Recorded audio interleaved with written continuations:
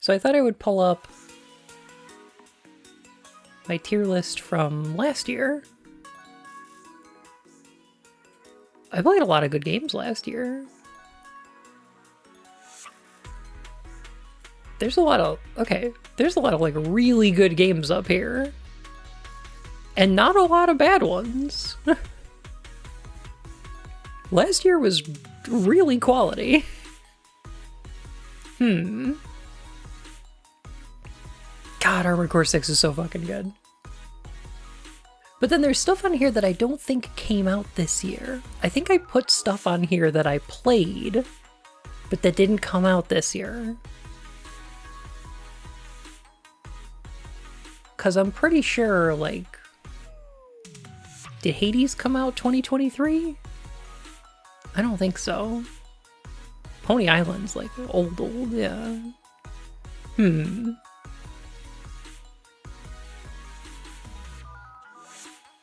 How Fishes Made was 2022. Okay. So I think I just put stuff that I played this year.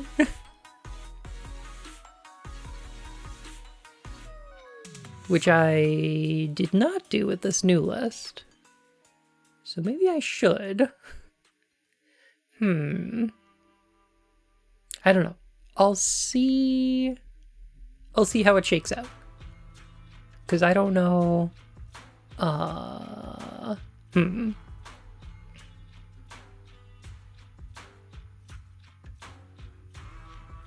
Fucking beast at AC6. Been trying to perfect it myself, and Jesus fuck, it's hard. It is. It really is. Oh my goodness.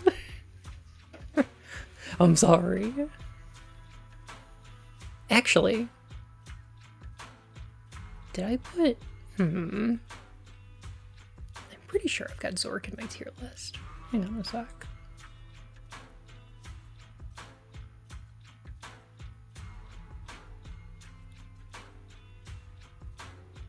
I don't have Zork in here yet. Oh my goodness. Alright, I gotta fix that.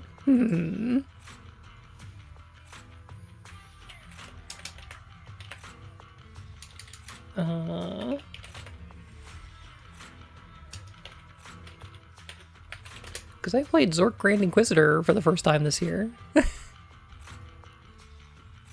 Duck, that's a tier list. It's last year's, yeah. I was just recapping last year's. Also, hi Casey, how are you? I missed a mouthwashing stream. Mouthwashing was so good, oh my god.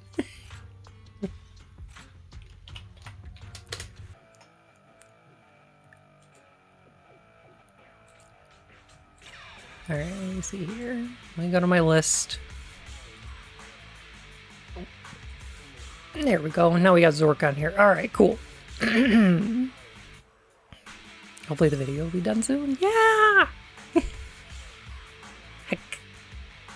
Did you play the Elden Ring DLC? No, I did not. Actually. I really liked Elden Ring, but I also felt like it was enough Elden Ring. Like, I felt like that game was enough game. And I didn't... I was like, yeah, I'm good. So I don't know. I might play the DLC eventually, but I don't know. Yeah, enjoy your break, Casey. So yeah, I have not played the DLC yet.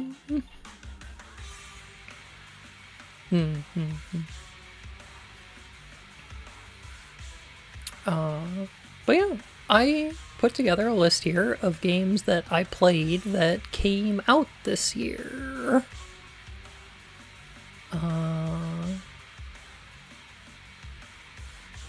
But I might add other ones if I think of other games that I played for the first time this year that didn't come out. I'll think about it.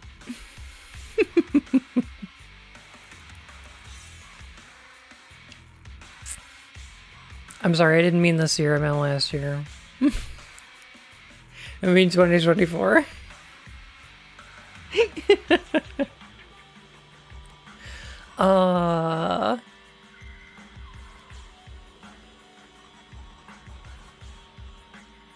And I think maybe...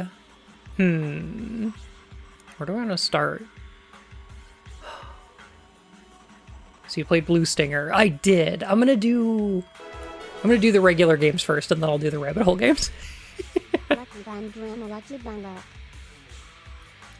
Aw, thank you. Thank you for 55 months. Oh my goodness. I can guess where at least one of these is going. True. I should probably start with the obvious ones. There was a new release this year related to one of my favorite horror games of all time.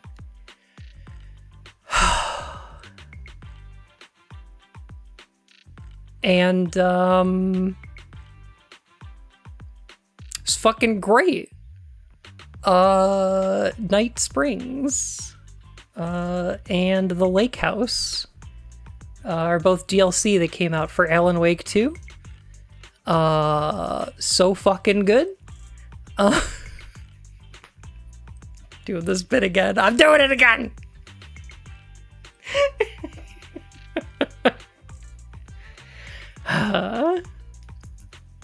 Oh man. Okay. So I want to talk about these real quick.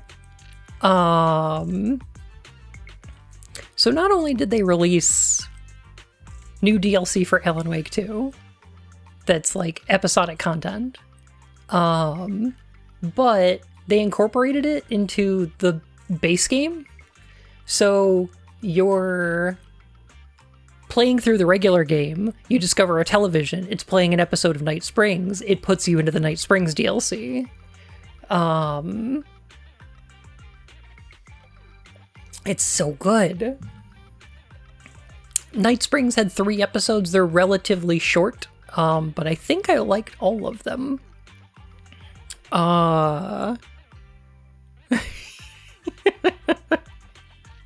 So Night Springs is made up of 3 episodes. The first one is, what if instead of Alan Wake's writing becoming real, what if instead of the dark presence latching onto Alan's like crime horror novel series, it grabbed somebody's problematic real person fanfic where she's shipping herself with Alan, and she has to rescue him from his evil twin brother Alan Wake, who is just looks like Alan, except wearing a leather jacket and driving a motorcycle. He's a werewolf. Also, his motorcycle is a werewolf. It's so good.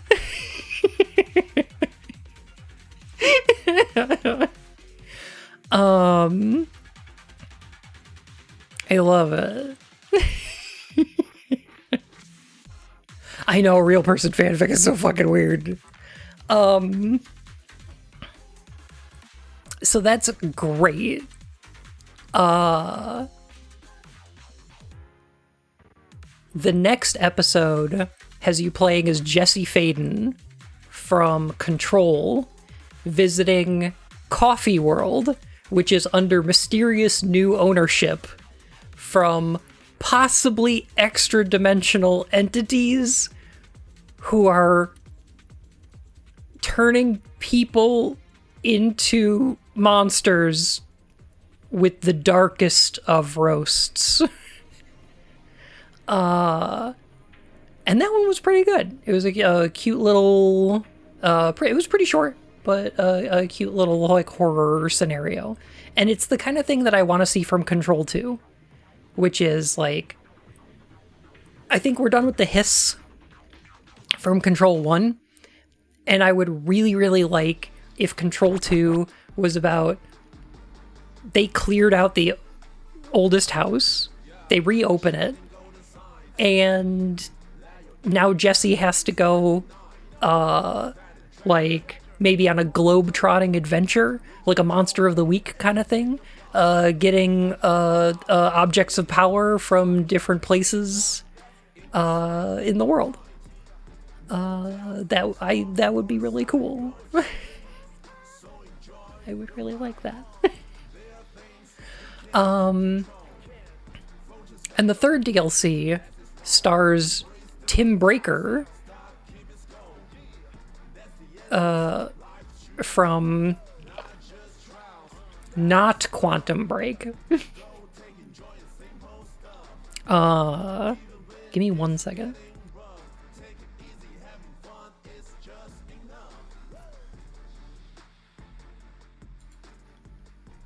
Sorry, there we go. I just had to clear my throat. Quantum Breaker, that's the one.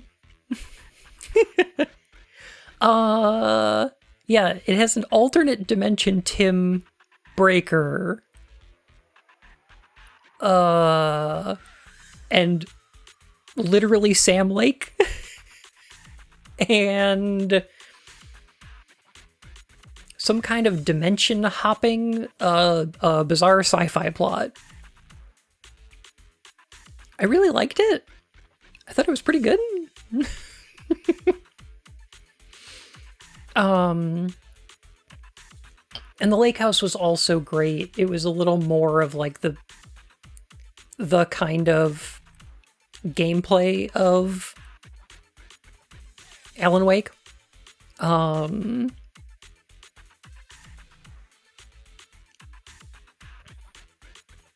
I think I enjoyed it. I think I liked Night Springs a little bit better because it's just a little weirder. It seemed like it was having a lot of fun.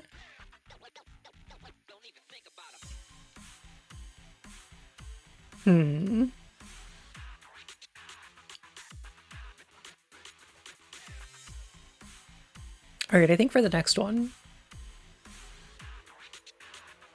I know you liked that song. I really liked that song. That fucking Night Spring song is so good. And I can't wait for Control 2. I just can't. I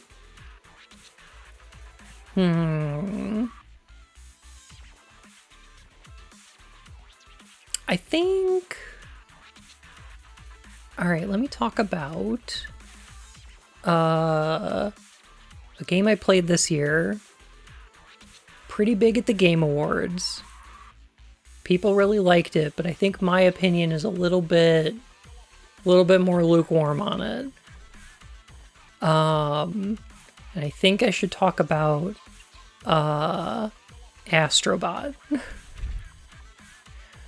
As a platformer, this game's pretty great. Like, it's pretty up there. I heard Alan Wake and Control are fun aesthetics and story-wise, but not fun gameplay-wise. Is that true? I think mostly. I think Control plays pretty well, and Alan Wake 2 plays pretty great. But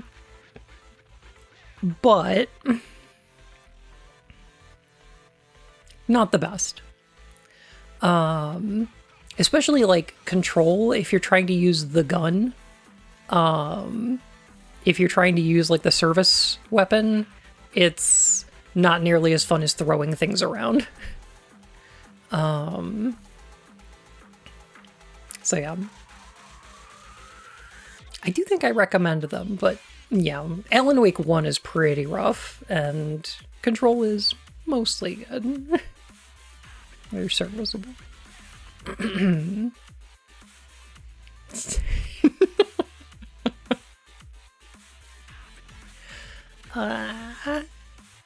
Hi, Paradox. How you doing? The only ones worth the damn are the plus damage ones. Kinda, yeah. But I did play Astrobot, and I'm gonna put it in A, because I'm a huge sucker for Sony properties. If you give me a game and you reference Parappa or Ape Escape or Sly Cooper or Rez or Jump and Flash or, you know, like, I'm a sucker for that. That's a weakness for me. As a platformer, pretty darn good.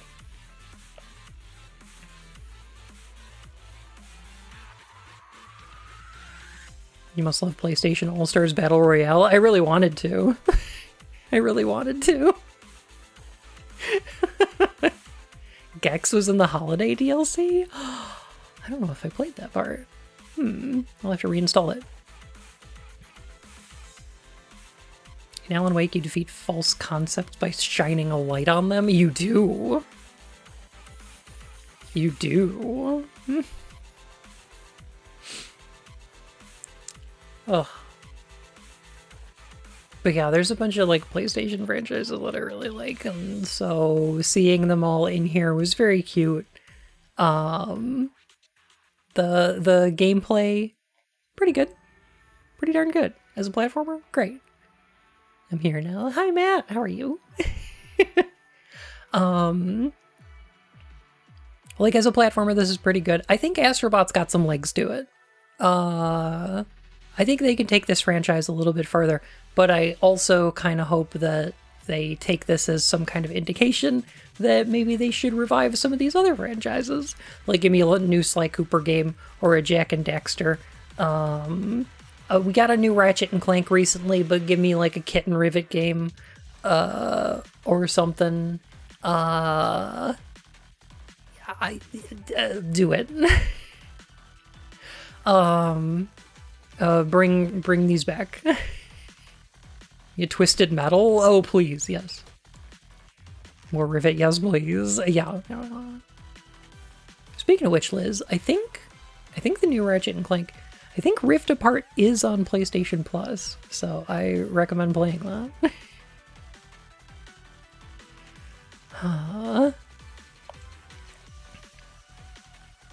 They don't have enough IP and need more to stay competitive. Ugh.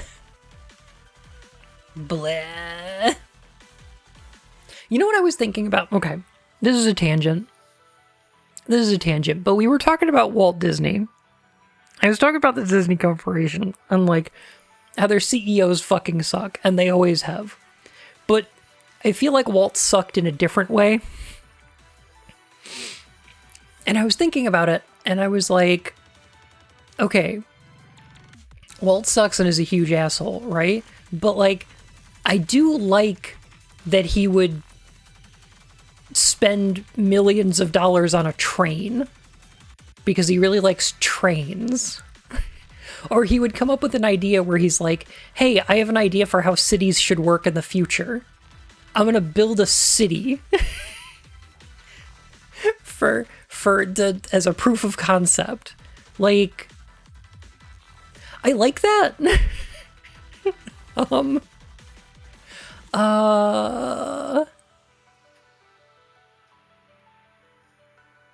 At least was ambitious in the way he wanted to make things. That's what I'm thinking, because, like, here's my thing, okay? If any one of us was the CEO of Warner Brothers, we would have, like, a million ideas for, like, oh, I want to make this movie, and nobody can tell me not to. And I have an unlimited budget because I own the company, and we have imaginary numbers of money, right? Like, you could make anything, but they don't. None of them do. Like, the closest thing I can think of is Elon Musk making his stupid car. Like, his dumbass Cybertruck is the closest thing I can think of to somebody in charge of a company that's using it to make their passion projects. But I think it's because they don't have imagination or passions or interests. I think it's just I think they just want money. And I don't think they want to do anything with it. They just want to have it. And I hate that. We deserve a better class of robber barons. Like, fuck the Rockefellers, but they were building museums and shit. When did the rich decide they don't have to do that anymore?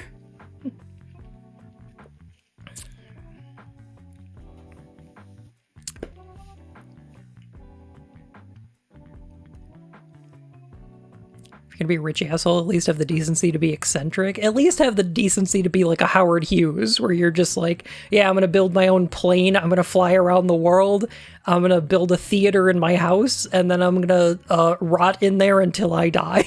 You know? Like, I don't know. But I feel like the CEOs and executives don't have like interests or dreams or creativity. They're not there because they have ideas that they want to make. They are there because to make money. And it's like, but why? Stop when they stopped being taxed. I mean, that's true too. Yeah. I used to believe the Cybertruck explosion was just something they do now. It sure seemed like it. That does seem like a thing that they just do. Anyway, I just wanted to complain about that for a second.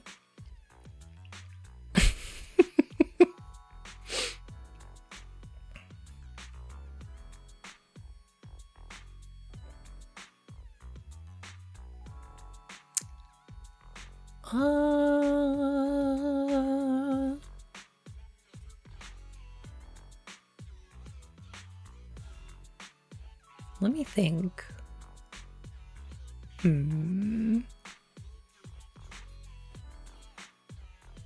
All right, so.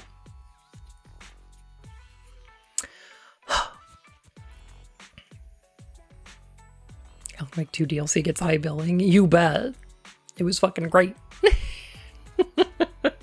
It's really good. It's a combination of the rate of profit inevitably declining, incentivizing extraction over investment, and also taxes going away. You have enough money, meaning you no longer have to do vanity projects to avoid them, I suppose. And also just like the CEO of every company is not hired from within. They're not people who are artists or people who have ever had real jobs. They're just CEOs from other companies. Like the current CEO of Disney, Bob Iger, was the CEO of ABC, was the chief operating officer of like 5 other companies before, you know, like.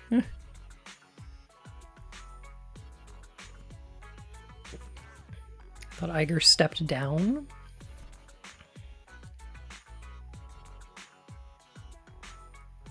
I can't imagine anybody worse, but I don't think so. I think Michael Eisner stepped down and then Bob Iger took his place. And both of them fucking suck. Reggie was on the board at Pizza Hut before he went to Nintendo. Exactly. Yeah. I think it should be illegal to get C-level executives from outside of your company. That's terrible. When I worked at GameStop, we went through like 5 or 6 different CEOs. And one of them was like, oh, the previous CEO of Target. Oh, the venture capitalist who took over Toys R Us. Oh, the, you know, et cetera, et cetera. And it was never like anybody from inside the company.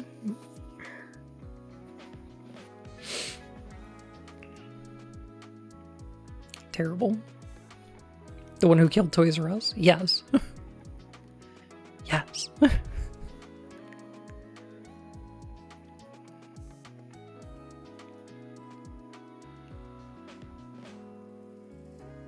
Anyway, mouthwashing. I did play mouthwashing this year, and I'm gonna put it up here. This is one of my favorite games. I was really looking forward to mouthwashing. Are these games Blend has played this year, or games that came out this year? These are games that came out this year that I played. So I'm gonna say both. What do CEOs even do? Extract wealth from their employees. Wage theft, mostly?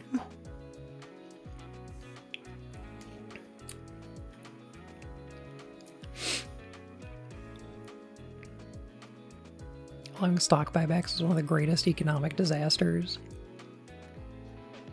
As long as you know economic robbery and gambling, you're the most valuable choice. Yes. Yeah. I think it should also be illegal for a company to buy another company. I don't think you should be allowed to do that. I don't think we should have a mechanism in place for that to happen, because I don't think it's ever good for anyone. Like, it's just bad. If a company goes under and they go bankrupt, all their stuff should become public domain. The end.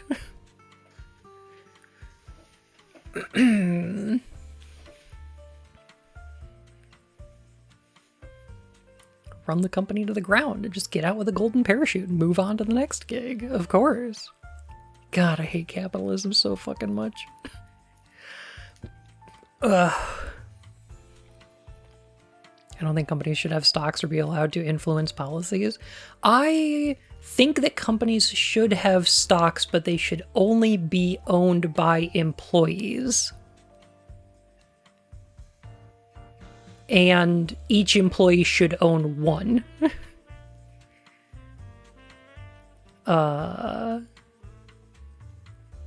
Only co-ops.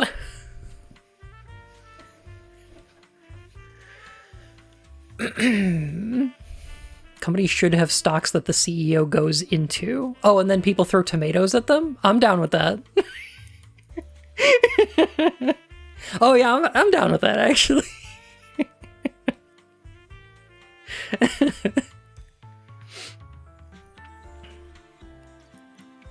Oh my god, Liz.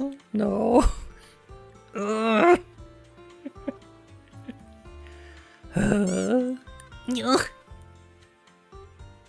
Anyway, Mouthwashing is one of the best horror games I've possibly ever played. This is probably on my top 10. This is great. This is the best Silent Hill game since 3. Kind of a masterclass in just being the most uncomfortable type of horror. It's a little bit Soma. It's a little bit Silent Hill. It knows exactly what it's doing and what it's saying, and it says it loudly and clearly. One of the first lines of the game is, "I hope this hurts," and God does it. Ooh.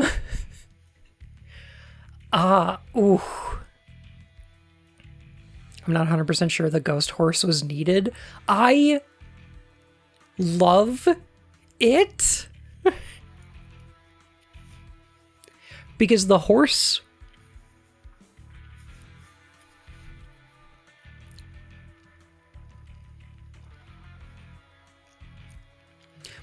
the horse represents the company, right?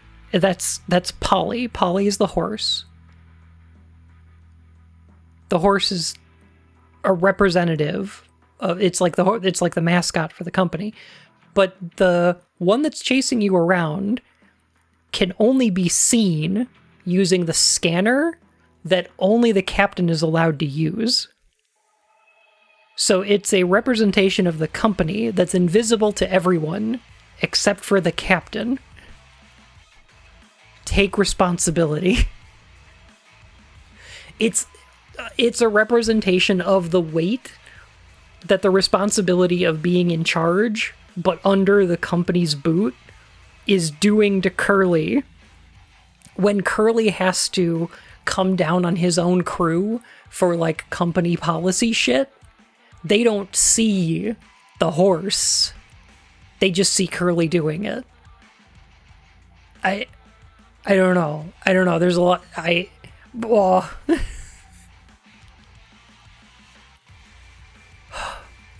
Horse is one of those mechanic types I do not like. I can understand that, but like, oh my god.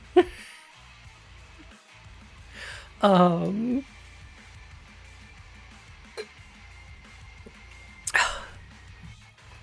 I love it so much. I think mouthwashing is a fucking masterpiece. I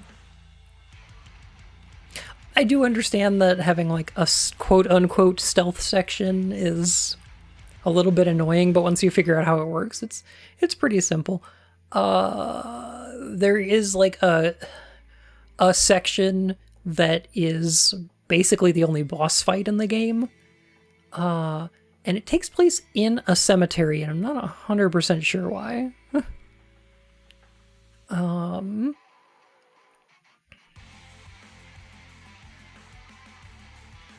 feel like a different environment might have been better for that scene, but other than that, what a good fucking game.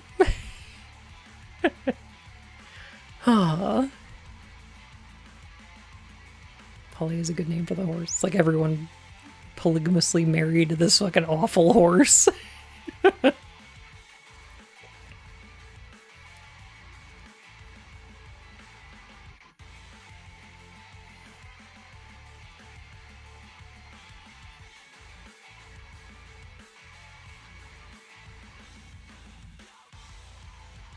It's gonna be a whole section in school someday that analyzes the fiction coming out of late stage capitalism. There is. Oh man.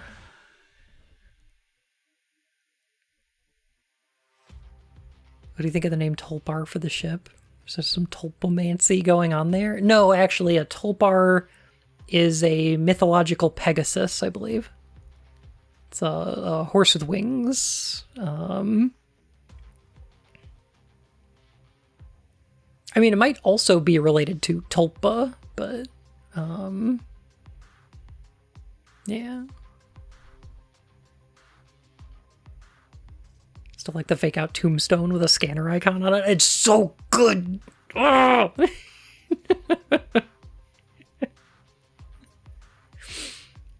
Oh.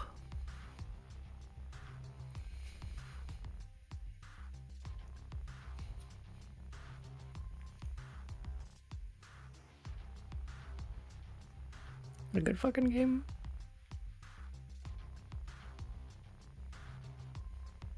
Legendary winged or celestial horse in Turkic mythology. Akin to the Greek Pegasus, mythical creatures prominently featured in state emblems of Kazakhstan and Bashkortostan?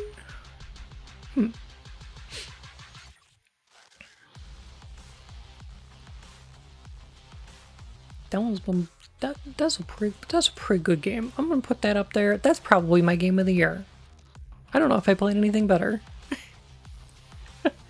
Some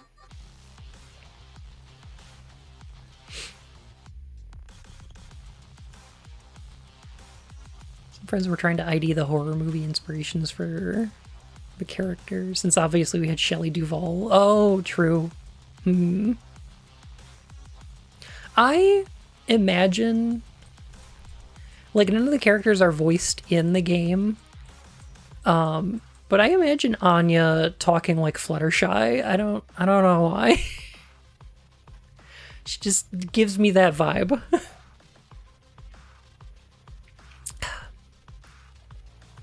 Hello, Phoenix.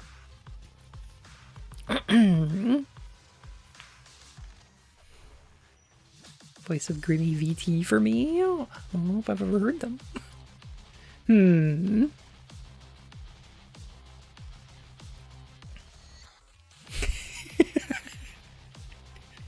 Jimmy is not Trixie, no.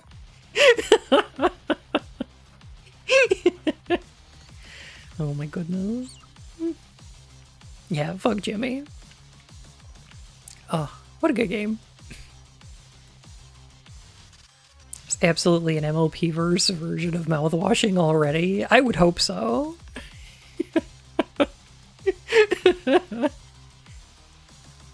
What would Jimmy's cutie mark be?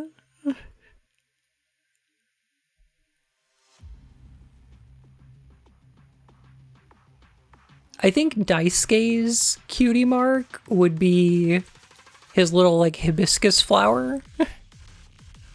Mouthwash.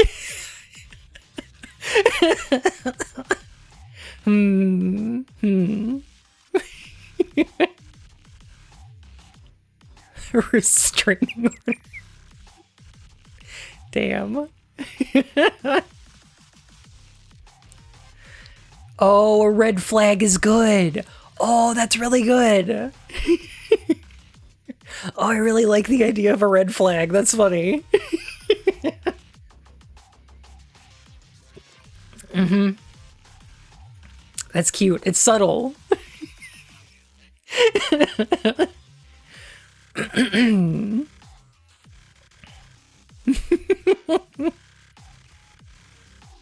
Swansea's would be the axe. Aww. Anya's would be a bottle of pills. The thing about Anya is I don't know if she's doing her talent. I don't know what Anya's talent is, but I don't think it's medicine. And she's doing it anyway. And, like, respect. But, like, I get that impression.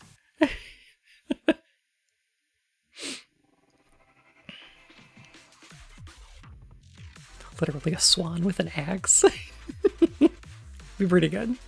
I don't think she knows what her talent is either. Yeah, exactly. All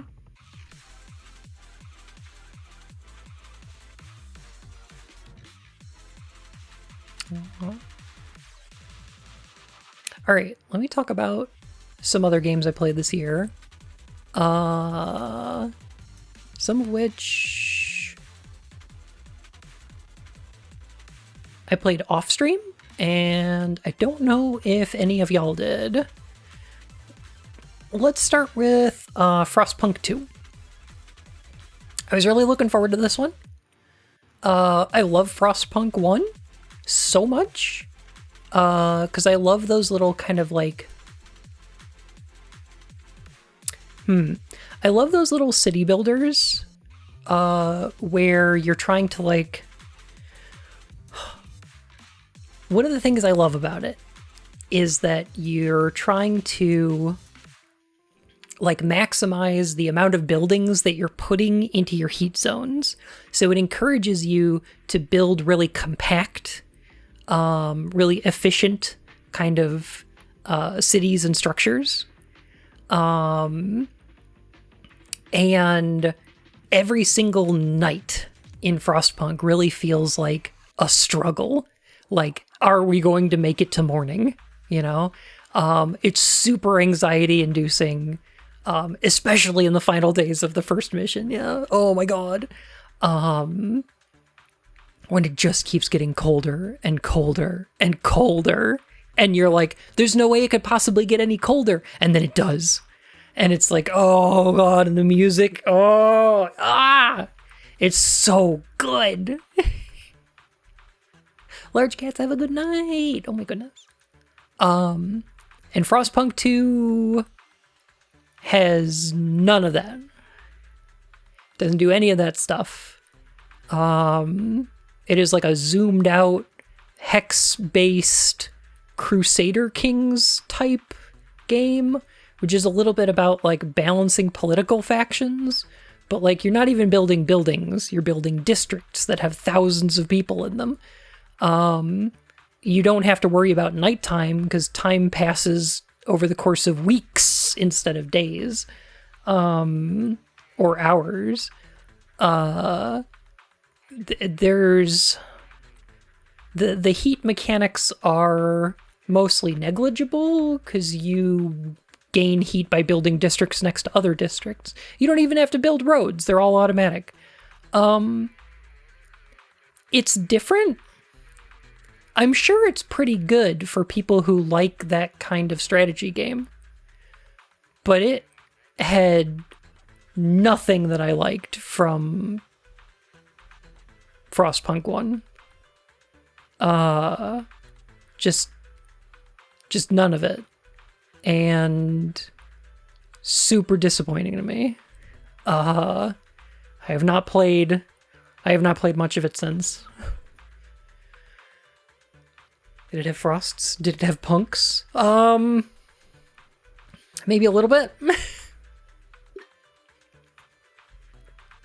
I did. Okay, there's a little tutorial area where you're building around a crashed, like train. And I liked that one. That little tutorial area felt pretty good. But then once you get like into the city proper, I just didn't enjoy it nearly as much. Which is a shame. I wanted to like it. And I just didn't. Because it was just too zoomed out in terms of both like time and population and size. I liked how kind of small and compact and close up the first game was. Like metaphorically and literally. Like the stress of making it through an evening in Frostpunk 1 is totally gone because like there isn't day and night. It's, you know, days of a week. You know what they say about the secret to the success of a sequel to a popular thing: make it as unfamiliar and different as possible. Lucky I mean, there is something to be said for that, you know? Like, that can work. And Stan, thank you so much. Happy New Year. We rating games of the year? Yeah, games that came out this year that I played. But yeah, I think there's something that to be said about making a game that's this different. But I don't know. It just didn't work for me. I'm sure the kind of people who enjoy playing stuff like Crusader Kings would enjoy this more because there's more politicking. There's a little more like strategy. And there's a little less city building. So I'm sure that appeals to a certain type of person. But I don't like things like Stellaris or stuff like that. I don't.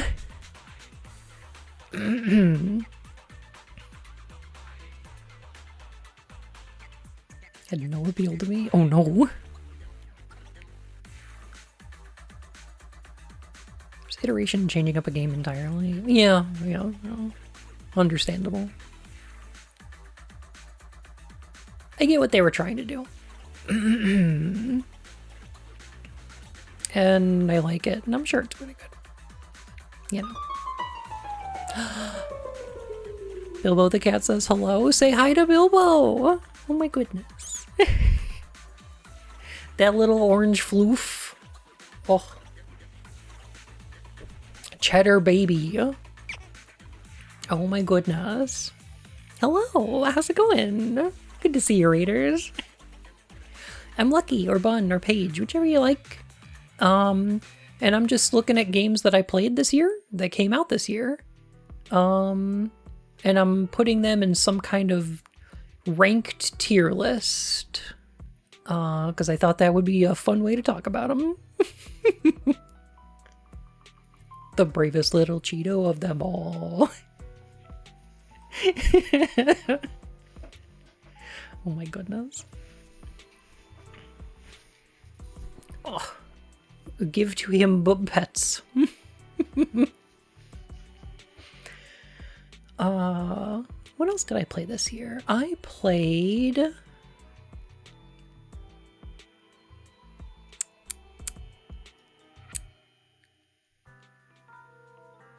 All right. I played a remake of a classic horror game that I really like. One of my favorite horror games got remade, and I don't think I expected it to be very good. No. Aaron in stereo, thank you so much for the follow, my fur and whiskers. And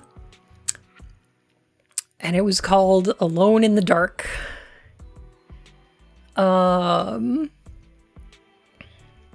Next year you should play only horror games to keep this gag up.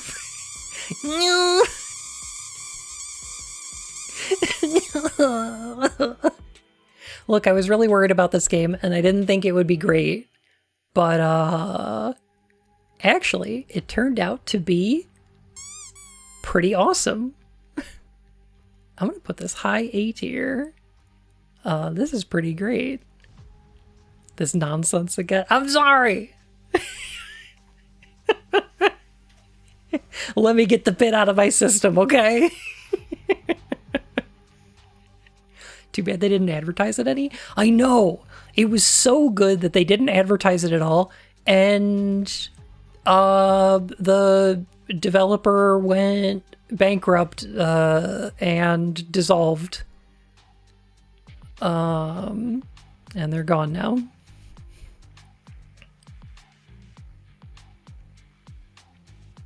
They bought the continuity like the pirates. Yeah. Oh. Legit heard about it the first time 2 days ago or so. So, the new Alone in the Dark is going back to the roots of the series, which is, like, we're in a haunted house in the Lovecraft mythos. There's something horrible living under this house. And it's causing weirder stuff to happen. It takes place in Louisiana and makes pretty good use of that setting as a source of horror. Like, the bayou is fucking scary. There is some shit in there. It makes really good references to other Alone in the Dark games. It makes great references to, like, Lovecraft stuff. Like, the Dark Man is just a character. Nyarlathotep just shows the fuck up. They make references to, you know,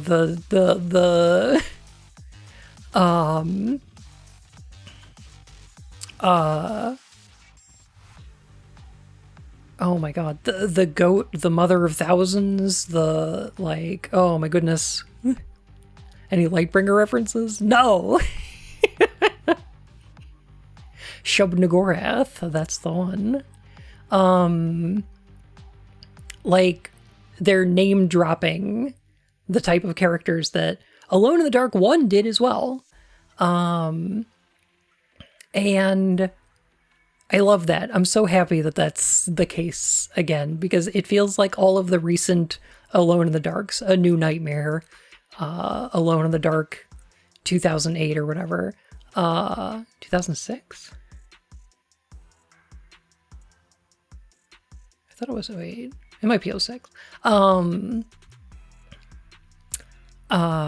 Like, all of those ones seem to drop the Lovecraft influence and kind of go with their own continuity. And it's never been as good.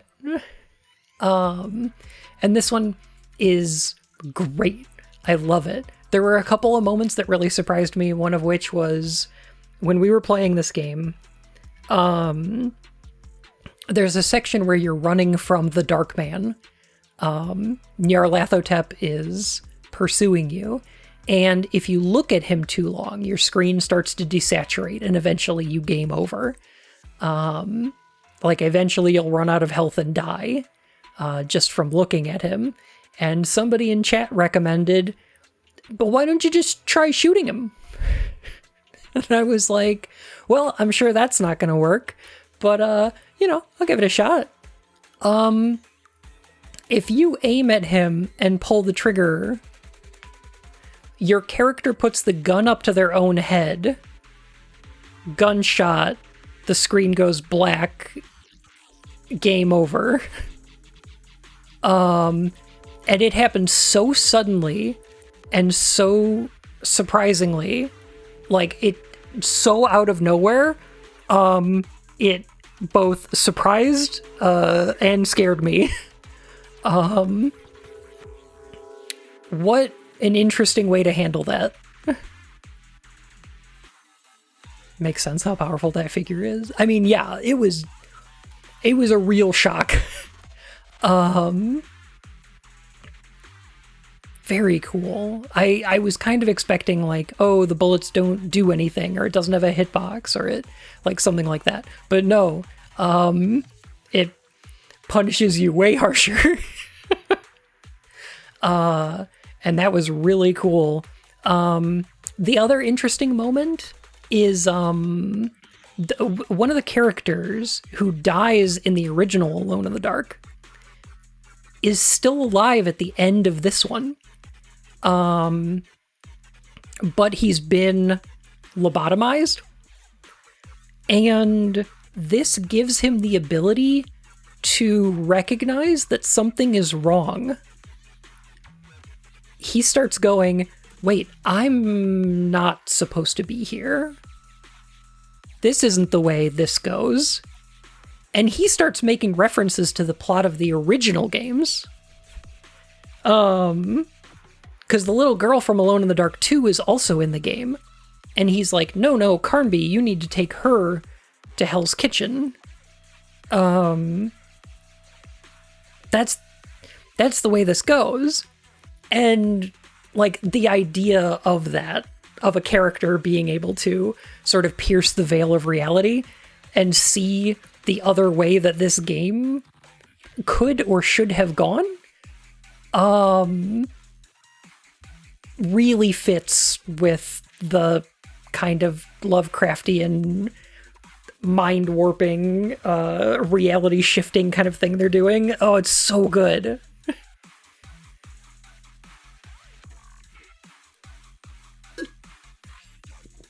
It's possible to fuck that kind of thing up really badly, but if you do it right, it's cool. I agree. Yeah. Yeah. Yeah. Oh my goodness. I loved it. I thought it was really, really good. I still haven't done my second playthrough yet. Because you can play through as both characters. And I really should, because I haven't played through as Carnby yet. Maybe I'll do that this weekend. So that was really good. All right. Speaking of horror games, I played a third-person horror game in a foggy town full of monsters.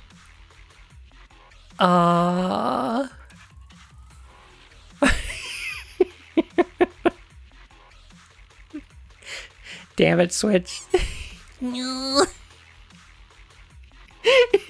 It was Hollow Body.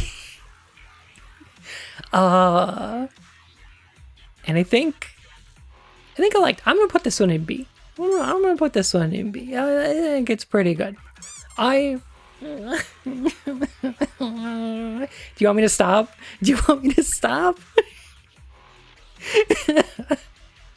Is it the game with the gun powered by racism? No.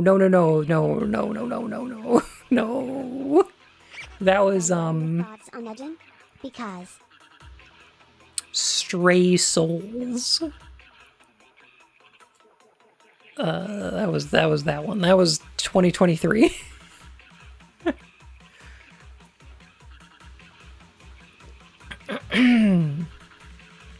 There's a lot of things that's amazing within Lovecraft mythos, and people always bring up the racism stuff. That's 200% in there, but I always found the racist crap the least interesting part of the Lovecraft mythos. I agree. And it's not that interesting to talk about.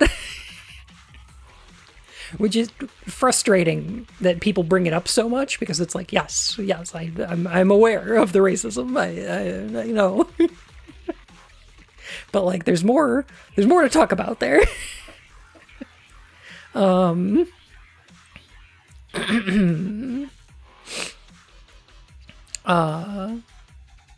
Wait, what game is racist? It was called Stray Souls. It came out in 2023. It was from one of the level designers of Bloober Team, split off and made his own company, and they made Stray Souls, which used a bunch of store-bought assets to make a Silent Hill 2-like. Except you have a magical gun, which is like a gold deagle. But it used to be, it was like built out of parts of different ancient artifacts, but the base of it is the Derringer that was used to assassinate Abraham Lincoln.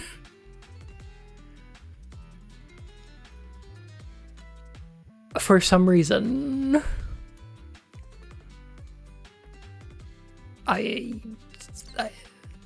Really now? Really? Yes. That game's terrible. You may keep the bait going, but expect punishment. Why, thank you.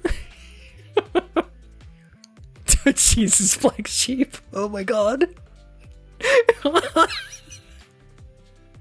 Ugh.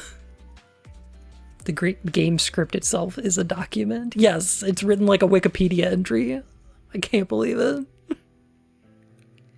They did shut the studio down and blamed cyberbullying, and then came out with a new game under a different name. Does anybody remember what the name of their game after Stray Souls was? I think they came out with another game this year. Gifted a tier 1 sub to Black Sheep 2134. Marshar. 880 gift subs in the channel. Oh my goodness, Marshar, thank you for the gift subs. Thank you. I appreciate it. What, and who are we talking about? The developers of Stray Souls. I'm sorry, I meant 2024. They came out with a new game. It was like... It was...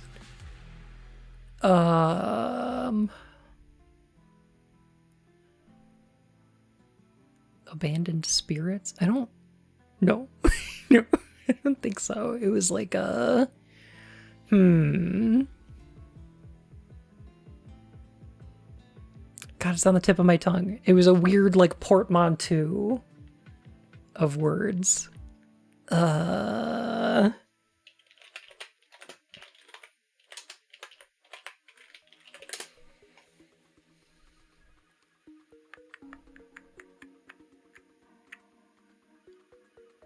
Stray Souls developer Jukai Studio shut down.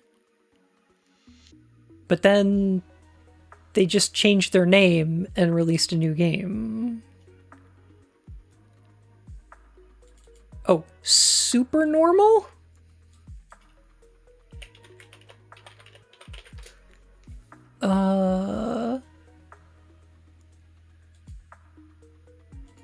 Here we go. Super Normal, a psychological horror game.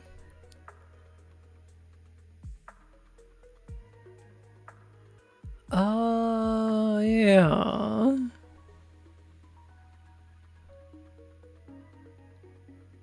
Yeah, I think that's them. Is it made by the guy who used a real 911 call in his game and got big mad when people pointed it out? That's the one, yes.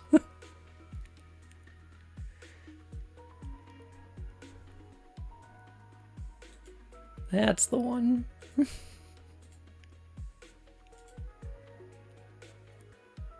Arzette, What the Car, UFO 50, Balatro, and Little Kitty Big City. Those are good choices. 40 months Bnuu.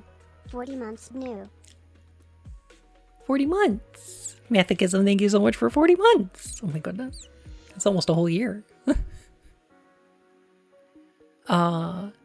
Yeah, Hollow Body's pretty good. It's a PlayStation 2 inspired third-person horror game. It's got some tank controls in it, which I like. It's, you know, as far as like monster design go, pretty good. The atmosphere is pretty great. The puzzles are understandable. Yeah, I think for the most part, I liked it. I didn't like super love it, but I did like it.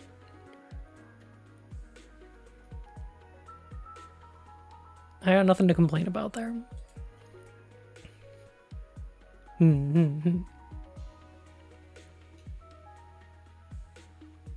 What else have I played this year? I need to fill out the bottom of this. I need some bad games. I didn't play that many bad games this year. I think a lot of the games I played were pretty darn good.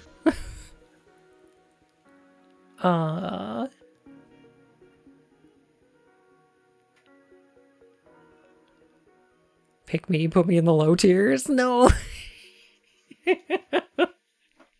No way.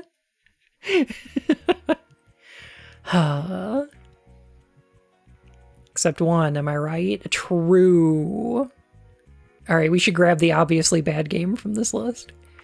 Suicide Squad. I'm gonna put you in D. I'm gonna put you in D tier. I played a bit of this one.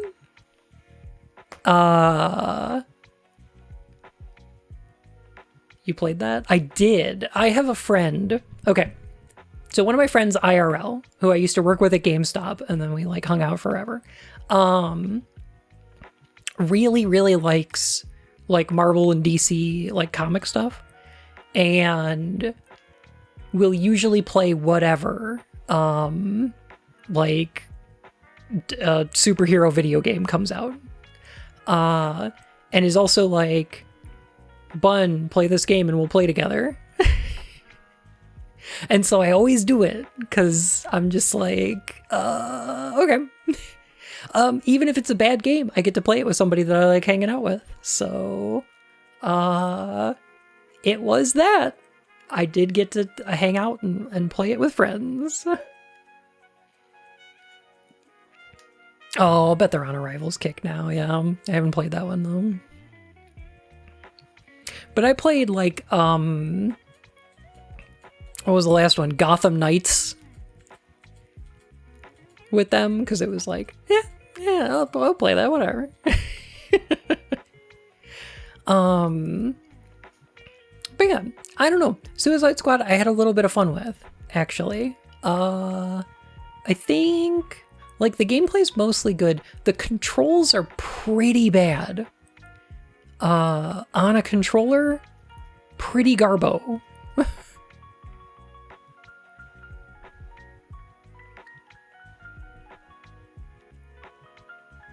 It's got Squirrel Girl. Yeah, I wouldn't play Rivals though. I'll never play Rivals because it's PvP, right? You have to fight against other people. I refuse to do that. I'm not gonna do that. Sadly. I wish I could, but I just can't.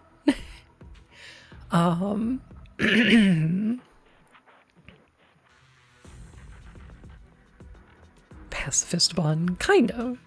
I don't like playing with other people because if I'm doing badly in the game, I feel like I'm ruining the game for everybody on my team. And I'm not doing well at the game, so I look bad, and then I feel bad about it.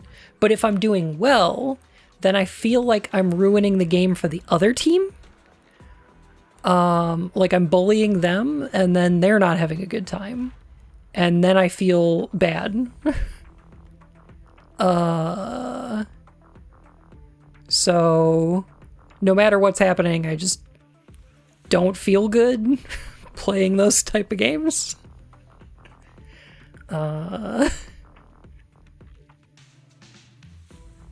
They just never give me the serotonin, and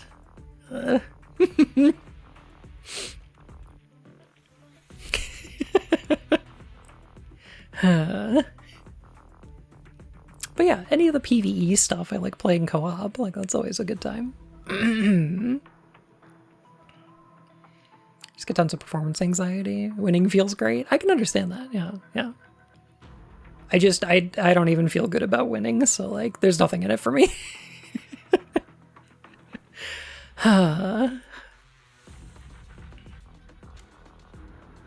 Curious to see if any of these are going to hit F tier now. Oh yes, oh absolutely. But yeah, the thing about Suicide Squad is that the writing's actually pretty darn good. I liked all the characters. I liked a lot of the writing. I liked an extended joke about Boomerang, Captain Boomerang having a gigantic penis. It was very funny.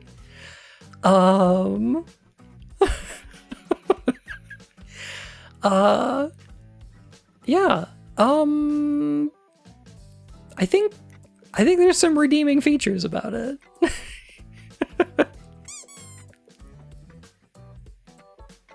Yeah, it wasn't all completely bad. Like, I actually remember tidbits that happened. Yeah. Selection of characters is so bland. Understandable. But they're all really well written and presented. I really liked the way they were. I mostly liked the gameplay, even though the controls were pretty bad, and using guns all the time kind of sucks. But I did like how everybody has a little bit of a different movement option, and somehow those all feel pretty balanced. When he throws it at you, it keeps you coming back. Oh my god.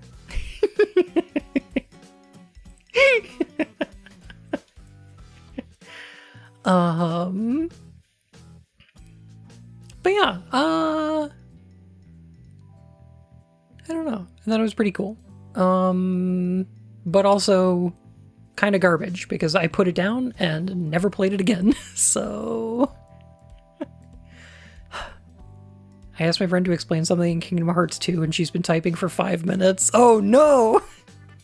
Oh no! No, that sounds normal. Wait another 10 minutes, at least.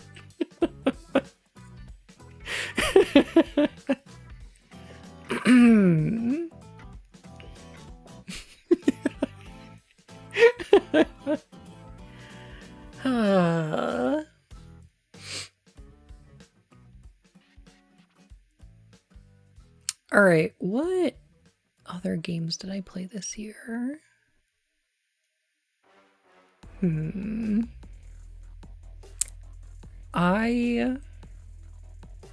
Should I keep the bit going?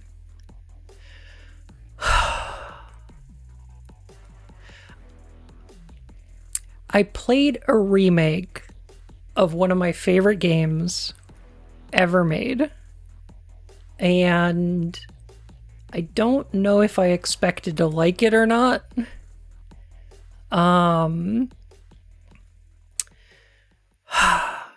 But they took one of my favorite games and they changed up the gameplay of it, specifically with the camera, in order to turn it into kind of a different thing. And I think I was pleasantly surprised because Riven wound up being a darn good game. No. I'm gonna put this one here. I don't think I liked it as much as Alone in the Dark, but I fucking loved it. Oh my god. No,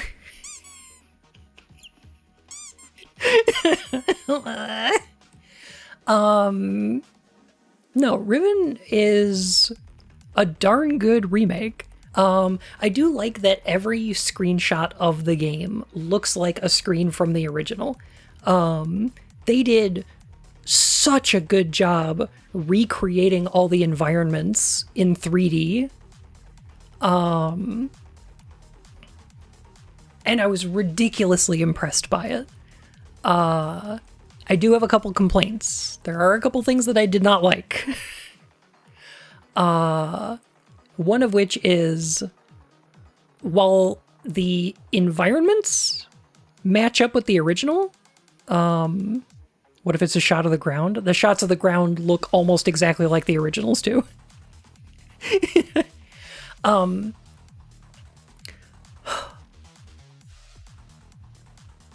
Let me see. Let me try to make some compliment sandwiches. Okay, so I really like the way the environments look. What I don't like, the way the character models look. They had to make the characters in 3D instead of using the FMV from the original, which I understand because the FMV in the original, pretty low quality. It's all like 1998 QuickTime files.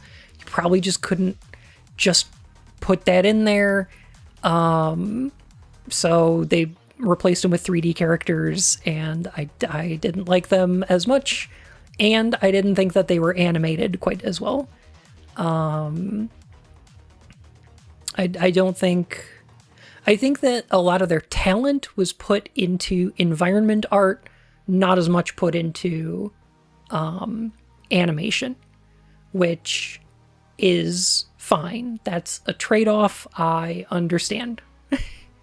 Because I also feel that way about the maglevs. Imagine, some games offer original versus remake soundtracks. Why not original versus remake cutscenes Lucky Bnuu? Username no. No.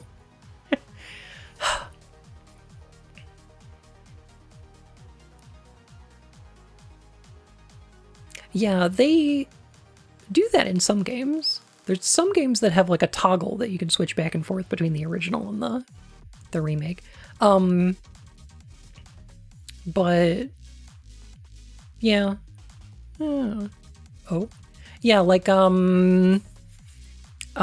Secret of Monkey Island had a remake, and there's a little toggle that switches back and forth between the original and the remake. I think the Halo remaster does that too. Like, I think you can switch back and forth between the original and remake graphics for that one.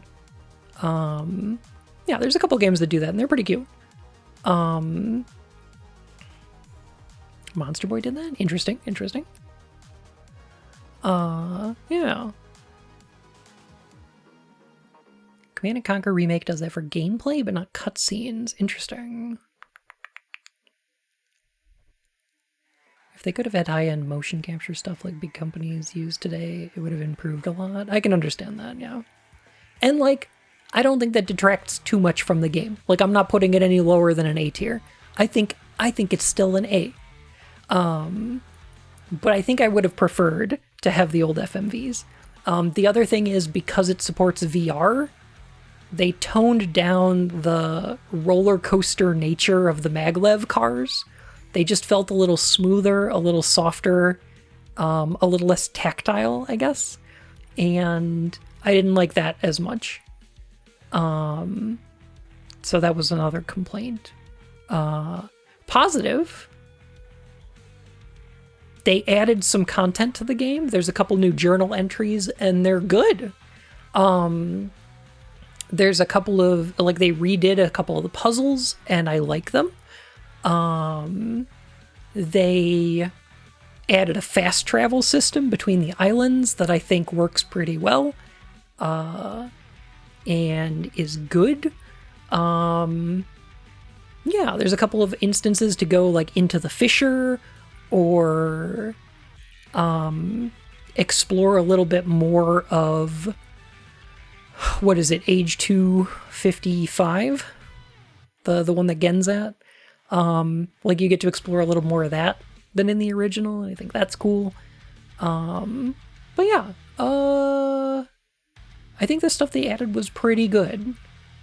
Update. My Kingdom Hearts friend replied with an entire paragraph of text, ending it with "there's more, but that's the short version of it. I had to ask about something she forgot." Oh no.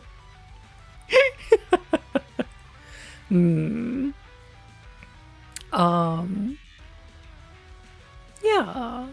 But I think this new version of Riven is really good, and I actually do recommend playing it if you haven't played the original. Because I do think it's easier to get around the environments. The original works like hypercard, right? So it's different screens that you're kind of clicking through. And the new one is entirely 3D, which I think is easier to navigate if you get lost and stuff like that. Shadow Wolf, thank you so much for the raid. Hello. Check the OG Riven, and I see how different the FMV scenes were. Yeah, big time. They used the original audio for a couple of the characters. Not all of them, but I think most of them. OHUCC. Happy New Year, Bun. Hope you're well. Thank you so much for 44 months. Oh my goodness. Thank you, Shadow Wolf. Hyperguard stuff can be very disorienting. Yeah, especially for people who aren't like used to it or aren't used to playing video games in general. Like, Yin, I asked Yin to play some of the Myst games this year. This last year. And she was getting a little frustrated because it was a little bit difficult to navigate or know when you're turning 90 degrees or you're turning 180 degrees and figuring out her way around the environment. And I think this remake would be good for like her, so, you know. I also think the puzzles are a little bit more friendly to people getting into it because they took out some of the puzzles that require you to remember sounds and they replaced them with perspective puzzles, which I think are a little more accessible. Yeah. So I think that's good. Fuck those puzzles in Myst. I know, I'm sorry. I know. The sound puzzles in Myst are a thing. Oh my god, this song is so good.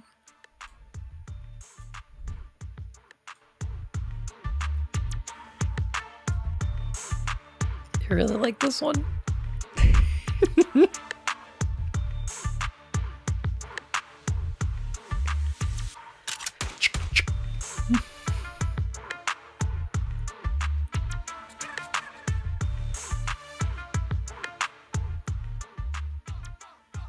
How bad compared to the sound puzzles in The Witness? Maybe not that bad. H2R is going in S tier. Wait, why is there blood in my mouth?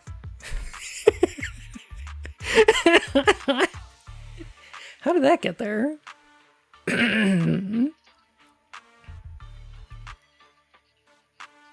Unlike the one with the hip-hop beat? I do. This is Jane Doe's theme from Zenless Zone Zero, which is a game I played this year. Should I put Zenless Zone Zero in here? All right, here's my problem. Here's my issue. Zenless Zone Zero is a fucking gacha game.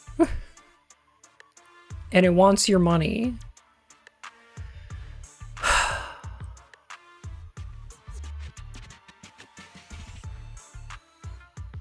So I'm gonna put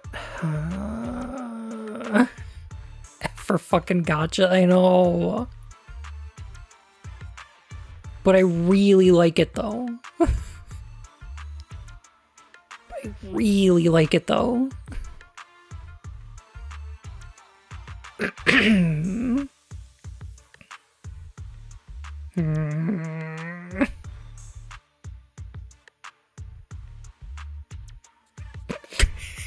I don't talk about that, Sweet Beam. Did you like it more than Frostpunk 2? Oh god, yes.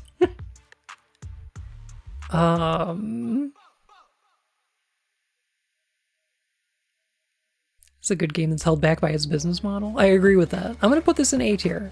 I'm gonna put this in high A tier. Cause like, I picked it up in November. I have played it every day since. And up until I got myself some Christmas money, I didn't spend any money on it.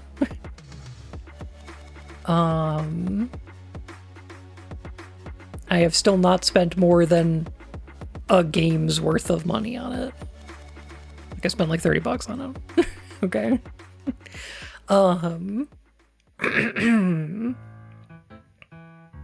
But like I was able to get most of the standard characters just from playing the game because it's relatively generous. The animations are stellar. I love all the characters. I mean, they have to make the characters really good because that's what they're selling. You know? It's like, I get it. ZZZ came out in 2023. No, I think it came out in June of this year, actually.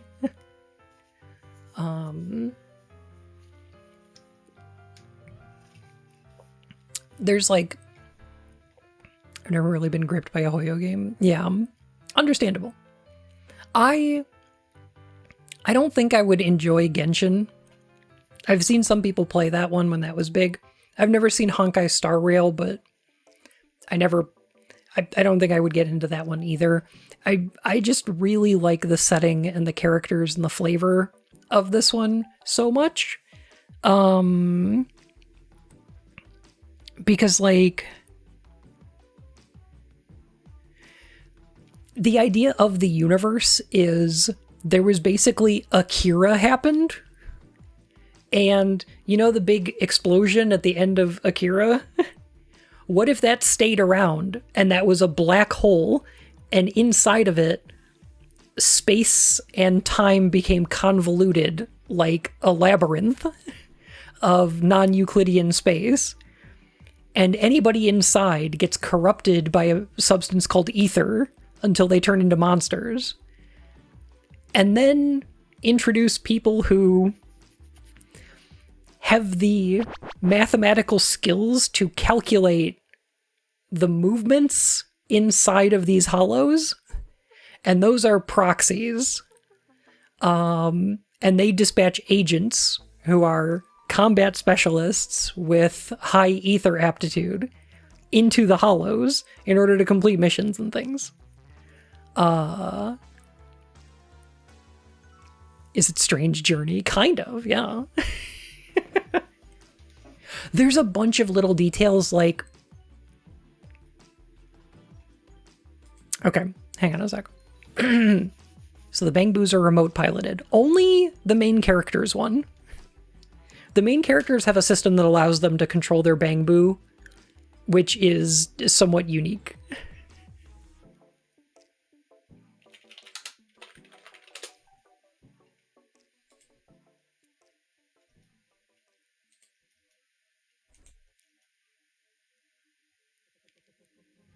Okay, hang on a sec.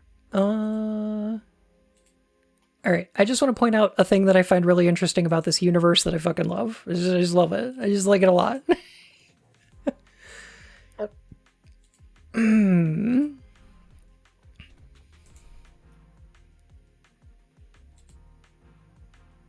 Is any of the math flavor compellingly mathy, or is it just magic? It's represented by grid-based movement on a map made of CRT televisions. It's very 90s punk. It's more navigation than math. But, yeah. So this is a hollow.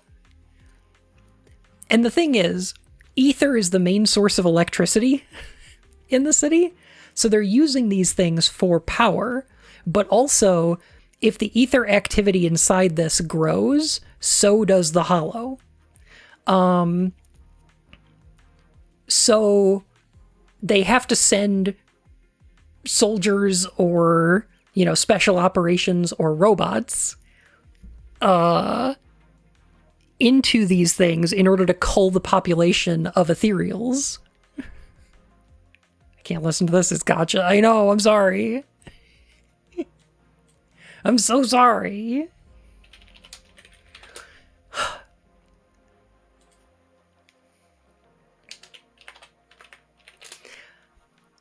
I just need to gush about it a little bit. I just need to gush about it just a little bit. I just need to get it out of my system and then I'm good, okay? I just need to gush about it just a little bit and get it out of my system. Okay.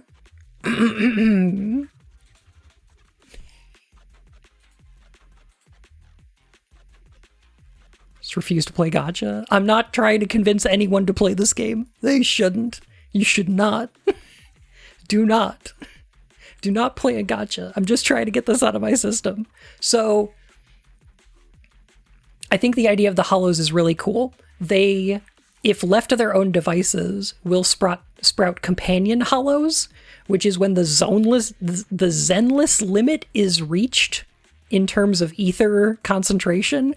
They create like smaller hollows around themselves, and then those get larger, and like these things spread, and hollow disasters are a constant worry.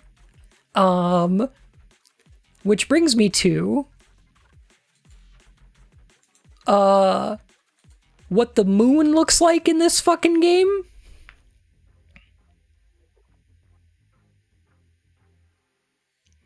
Now, I've seen on the Reddit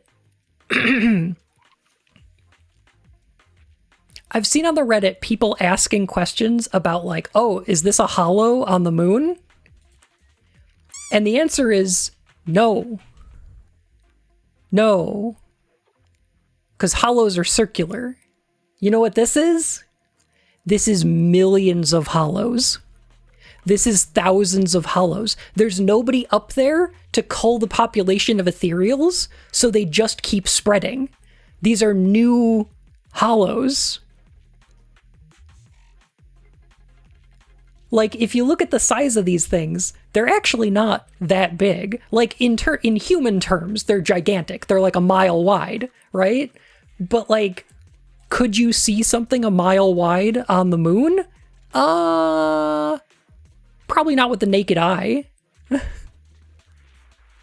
How the hell did they even get up there? The idea is that they might be everywhere.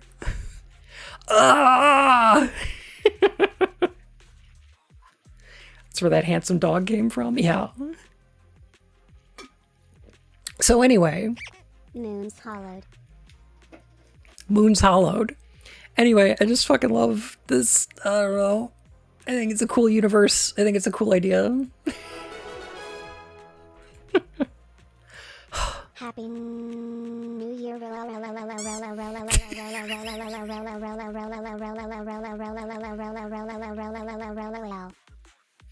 Thank you, Poser. Thank you for the 14 ones. Oh my goodness. Rob Husky, how you doing? Oh my goodness, it's been a while. I hope you're doing good. Anyway, I really like the universe in Zenless Zone Zero. It's really 90s punk. There's like cassette tapes and records and CRTs all over the place, but also people have smartphones, which makes it really like discordant. I really like how all the UI is flavored like Persona 5. I love the soundtrack. And all the characters are very cute. Seems like 90% of the characters are maids or cops. A little bit, yeah. I get that. They're introducing more factions as the game goes on, but that was a lot of the early stuff, yeah. Understandable.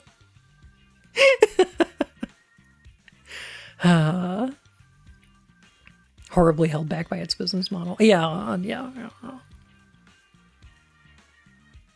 we gonna get an info dump on all the characters? Not right now. I could, but I won't.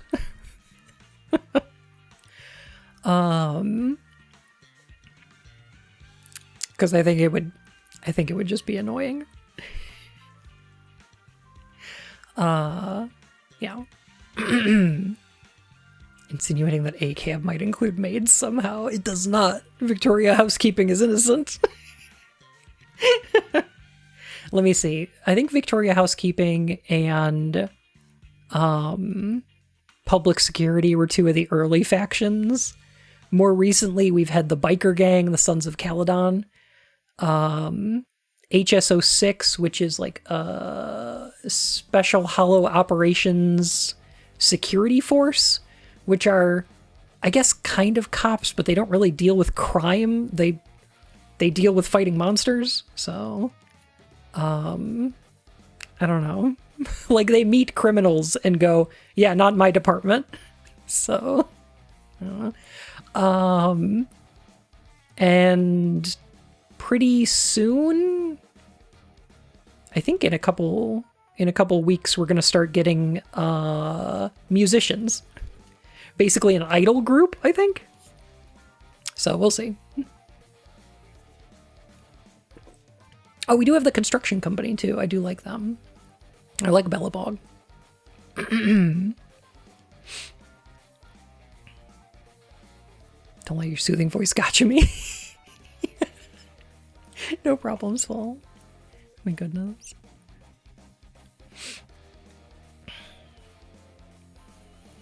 Not my department. Please keep doing crime. Mm-hmm.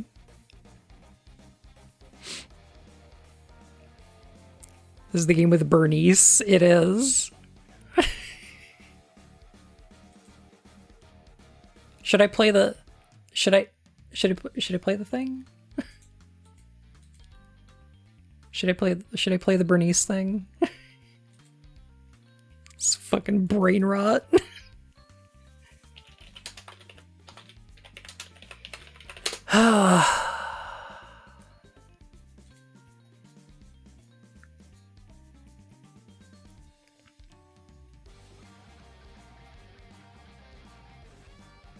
Heckin' YouTube.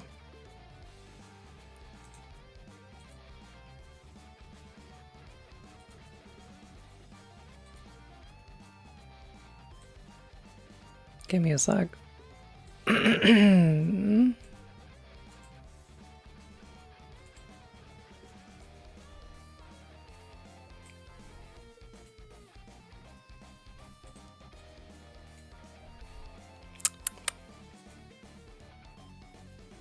This needs to be talked about. It doesn't. It really doesn't. I don't know why people thought it did. This community's thirsty as fuck. Give me a mug of your finest. You got it. You know, sighing like that will make even the best nitro fuel taste like regret. So before you drink, we gotta take care of whatever's troubling you. What can I get for you? A drink? Some snacks? Oh, a little flames! Mocktails exercise. The snacks are real nice. Soda's sound mix dry. I'm lit, you can't deny. Wherever you want, wherever you need. So could you never, ever want to leave? Anything that you desire, set it on fire. Bernice is fucking unhinged.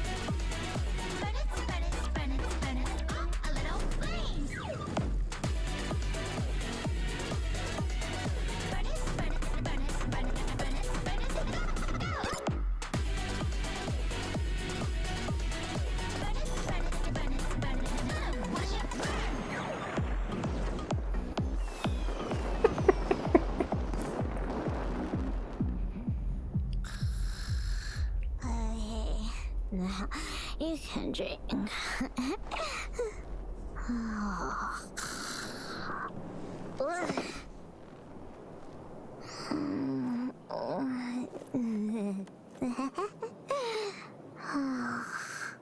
Bernice passed out on the counter again? She was up all night chatting with her friends again. Where was that? Seriously? All right, lend me a hand. I'll take her home. Watch it. Careful of the troll. Ew, the troll. Heck.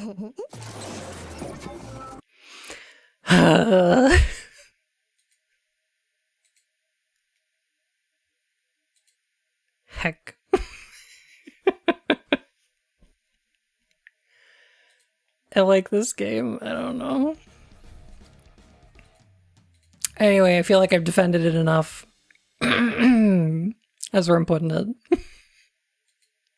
How big a department do you think MiHoYo is working exclusively on horny? I feel like some of their... Ugh. I feel like a little too much of their community is obsessed with that shit. Oh, I get it. I'm going for a Chinese cultural victory. Oh. Is this a civilization thing?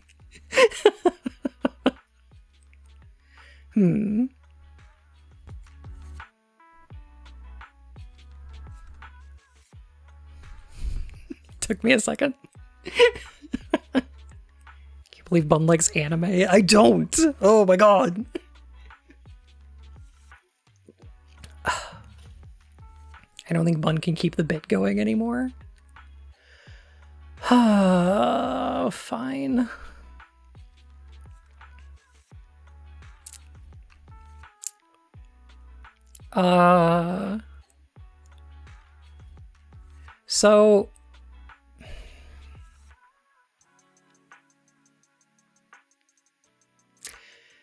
So I played a horror game about monsters beyond your comprehension. This isn't the exact synergy we bring to these streams every week. And the guilt of your past catching up to you.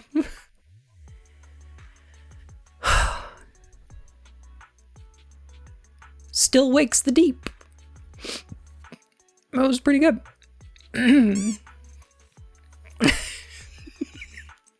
No. Heckin'. No. I think I'm gonna put this in high B tier. I didn't like it as much as Alone in the Dark, but I think I really liked it.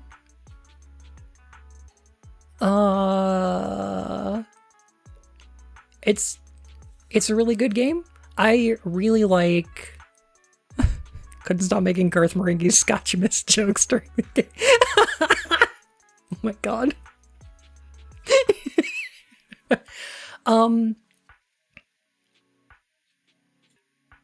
I love everyone's Scottish accents in this. That's great. It's lovely to listen to. As a horror game, it's relatively... I don't know. It's relatively standard. I do like the environment. I do really like the... I guess the horror in it has a really cool kind of... So, like, it's got that 1970s, like, oil rig kind of thing going on, but then the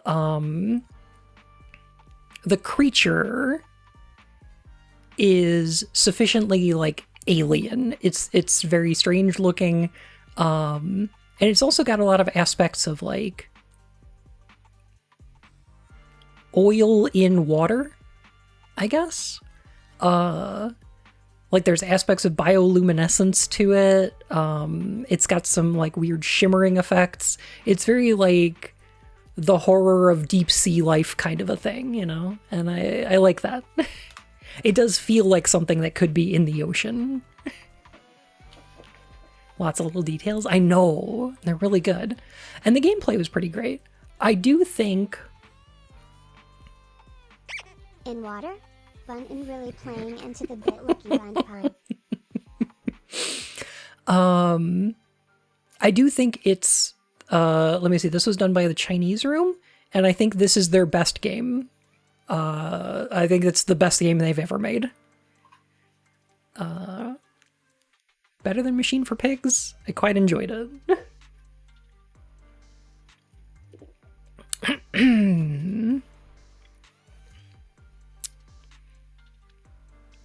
Have you seen Underwater with Christian Stewart? I have not. Oh. This is basically a tier list of vibes I need to catch up on. I think I saved some of these. Not sure if all of them, though. Speaking of in water, I played Harold Halibut. And I'm gonna put this game in B tier as well. Put this one here. I played this one off stream. This game's really cute because like all the environments and the characters are like handmade. They're all like, you know, cloth and clay puppets. All the environments look like they're manufactured piecemeal. Any reason or just for the halibut? Oh my god. It was a cute game. I think I think one of the things about it is that, all right, I have two overall impressions. One of which is I think this game wants to talk about capitalism. I definitely think it does. There is a corporation that is ruining everything, and you meet an alien life form that introduces you to a like utopian society where nobody has money. I did finish it, yeah. And I don't think they solve the problem. Is the thing. How good is the analysis of capitalism? Is it better than Outer Worlds? It is, I think, slightly better than Outer Worlds, but not much. I did quite like it. The other impression I get from it is that one of the voice actors is from, I recognized from Newgrounds. Because he was in a Newgrounds Flash animation series called Trapped. And he played a character named Dan McNeely, so I only know him as Dan McNeely. Which is not his real name. But I just call him Dan McNeely.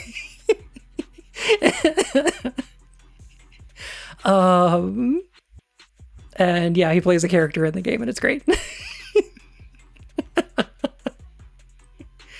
Hell yeah, get that bread indie voice actor. I know. His name is Edwin Tiong. That's it. Yes. Why do I feel so trapped in a game that's actually Christian propaganda? That's correct. Yes. That's the one. It was a Red Supre. Yeah. Toasty Corner, thank you for the follow, my fur and whiskers. You know what's funny about Trapped, that series, is that Dan McNeely went on to voice characters like one of the leads in this game. And the naughty French maid character from Trapped went on to voice 2B in Nier Automata. So, like, you fucking go, indie voice actors. You get it. That's awesome. What? Yeah.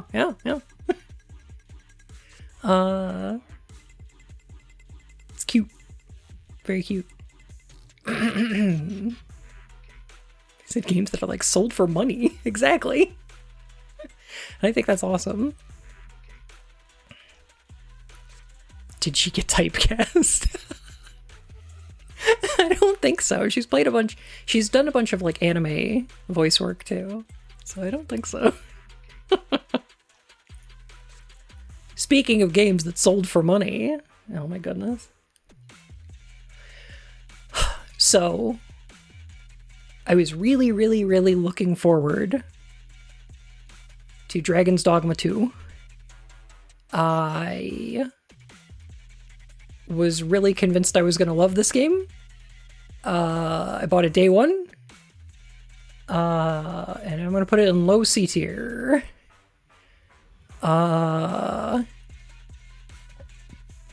It's fine. Needs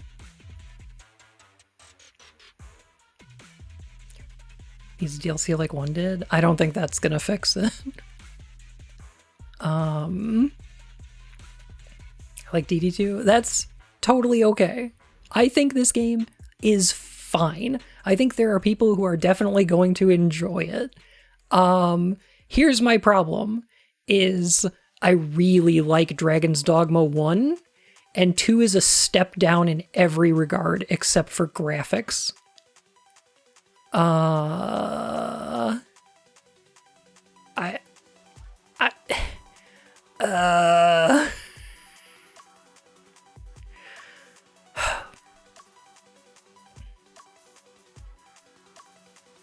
Enjoyed Dogma most during Bitter Black Isle. The DLC is pretty darn good, but yeah.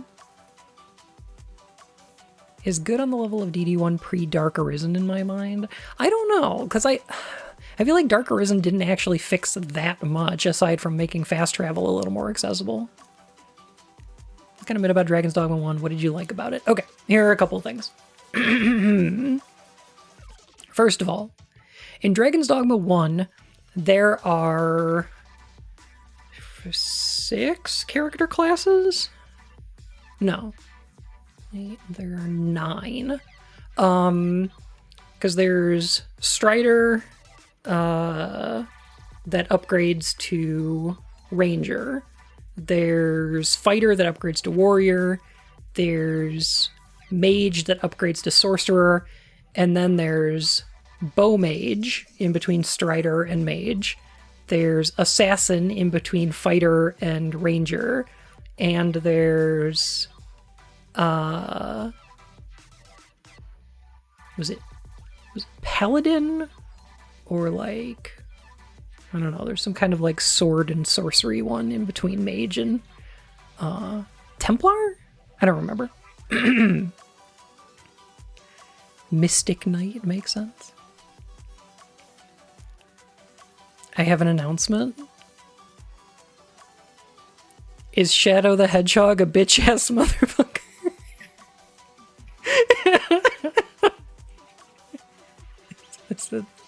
Is it that?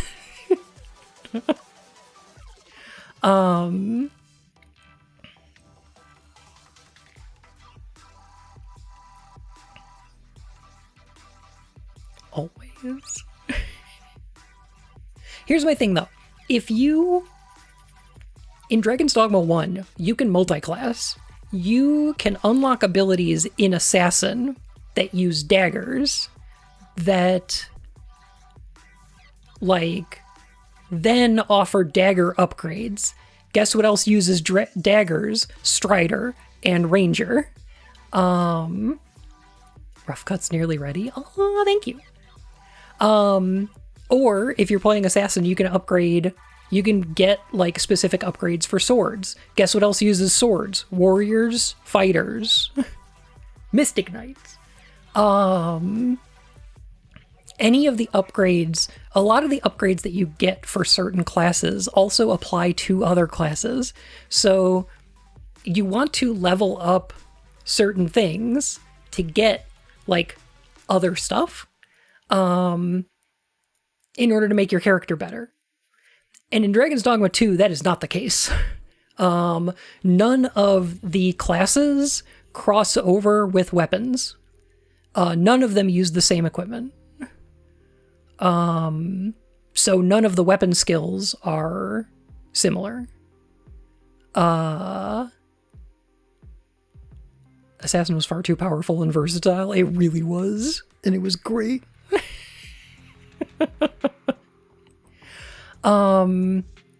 There are some passives to unlock, but they're really not worth it. And it just feels like the classes are way too restrictive, compared to the first one.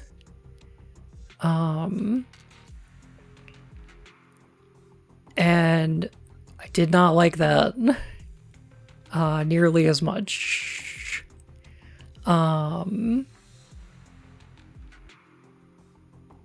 not as bad. Understandable. Another thing that I really liked is in Dragon's Dogma 1, making outfits is a lot of fun. Because you've got a head slot, you've got a face accessory, there's a cloak, and then you've got upper, outer, upper, inner, lower, outer, lower, inner, shoes, and gloves. And all of these are like separate items. And in Dragon's Dogma 2, they simplify that to upper, lower, cloaks, face accessories, head item. And that's it. You know how important that is to making an outfit normal or slutty? Exactly!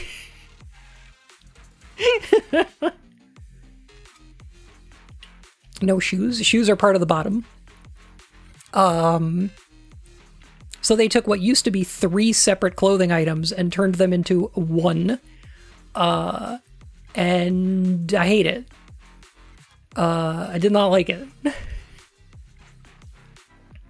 Dragon's Dogma 1 systems were something that needed refining, not something that needed to be simplified. That's the thing that I like about Dragon's Dogma 1, is that, okay. Dragon's Dogma 1 is a game that has a bunch of really standard, kind of like really bog standard tabletop RPG kind of stuff in it, right? But there's a few kind of crunchy aspects to it that make it unique and interesting. And in Dragon's Dogma 2, they take all those interesting things and simplify them into standard things. So like Dragon's Dogma 2 is just the standard stuff. And like, it plays well. Like it plays pretty good, and I do like it, but I don't know. It, like Frostpunk, it just didn't have any of the things that I appreciated about the original that made the original interesting. Oh wow, that's A tier. I would put Zenless in S tier, but it's a gacha game, so I would feel bad about recommending it to anyone. Anyway, I was really disappointed with Dragon's Dogma 2, and I didn't even finish it. I made it like halfway through this game.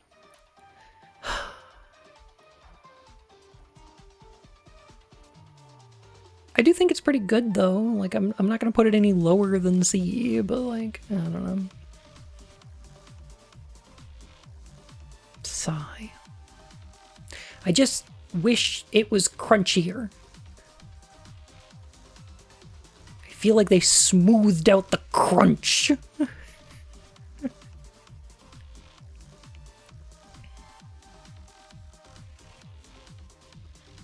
Is technically a doorway to gambling. Yeah. Meh.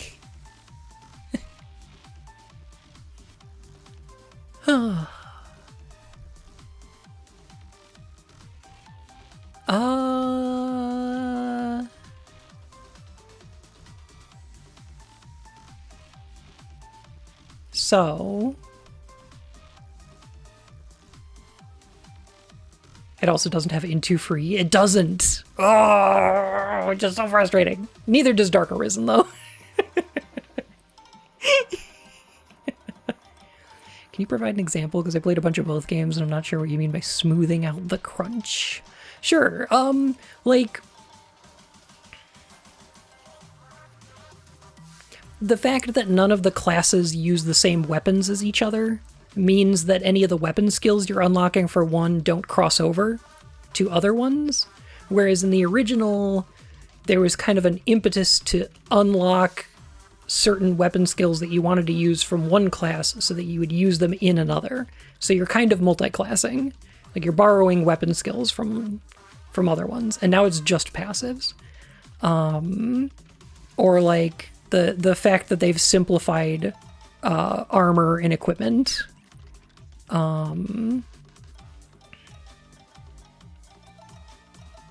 think only the Dark Arisen classes reused weapons.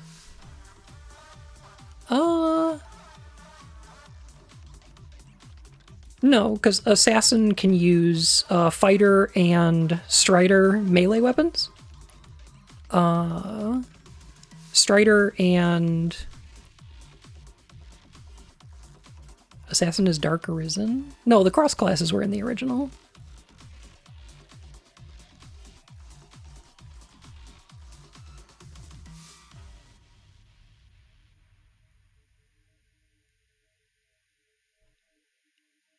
I'm pretty sure. I played more of the original than I did Dark Arisen.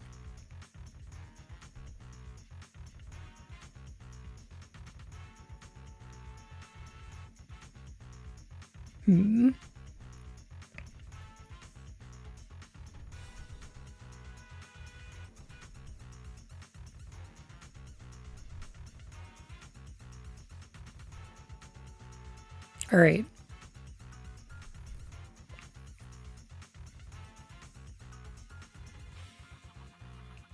Let me think.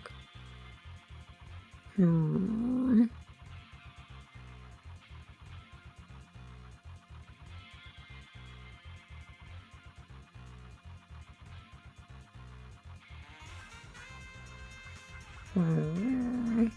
love Dark Arisen. I like Dark Arisen too. I thought it was pretty good. But like... What if we took all the texture of the gameplay of the original Dragon's Dogma and put it in the trash? They didn't make it bad. They just made it simpler. You know? I don't know.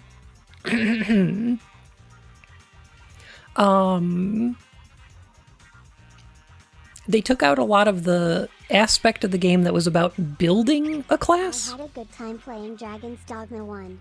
However, it was the game I was playing when my last computer fried itself and my soul evaporated. I have not had it in me to start again.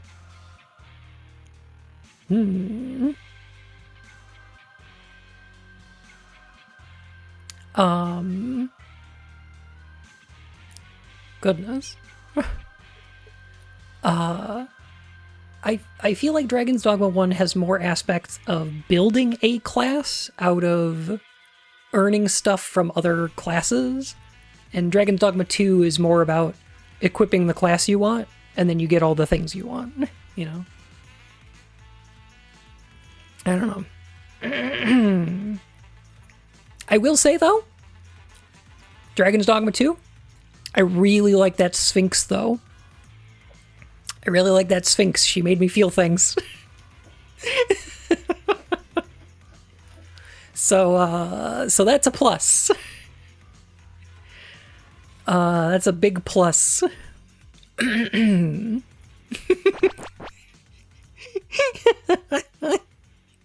She's a good Sphinx.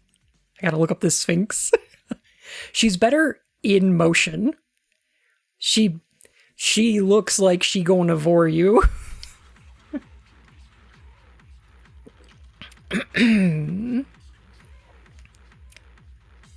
Building a class better than equipping a class. Agreed. Yeah.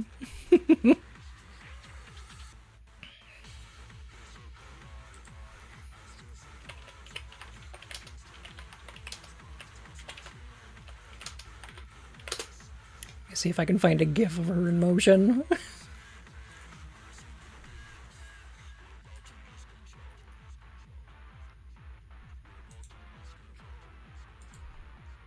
Yeah, okay.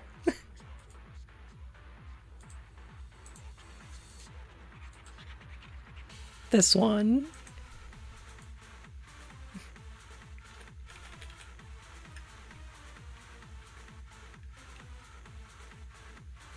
I like her pupils getting big, like she's about to get silly.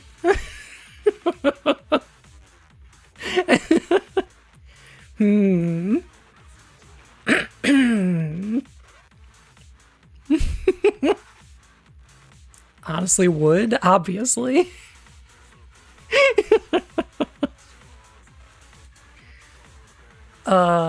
Great character design though. Excellent. Good stuff.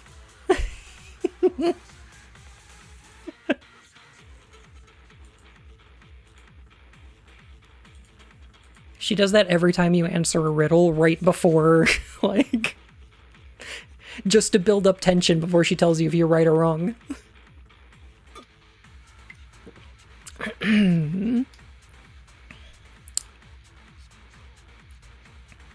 She does breast boobily though. She does that too, yeah.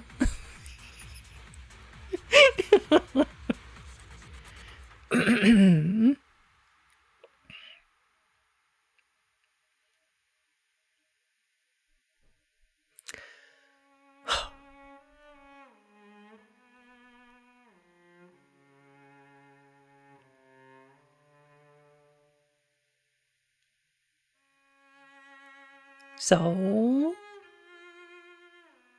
what else did I play this year? Let's talk about Arctic eggs. Can you fry an egg at the top of Mount Everest? The answer is yes. But it would probably be kind of dog shit. It would probably be not great. And I'm going to put this in B tier. I think I liked this one quite a bit. Cat was baby, and I thought to myself, so cute, before she bapped me in the eye. Oh no. I really liked Arctic Eggs' kind of surrealist atmosphere that it had going on. I thought it was really fun. The way that all the characters talk like they're in Pathologic or something. It's like Pathologic but a cooking game. It's very fun. And I think I enjoyed it. It was like, what, $2 or something? I think it was worth it. Mouthwashing, but funnier. Yeah, yeah.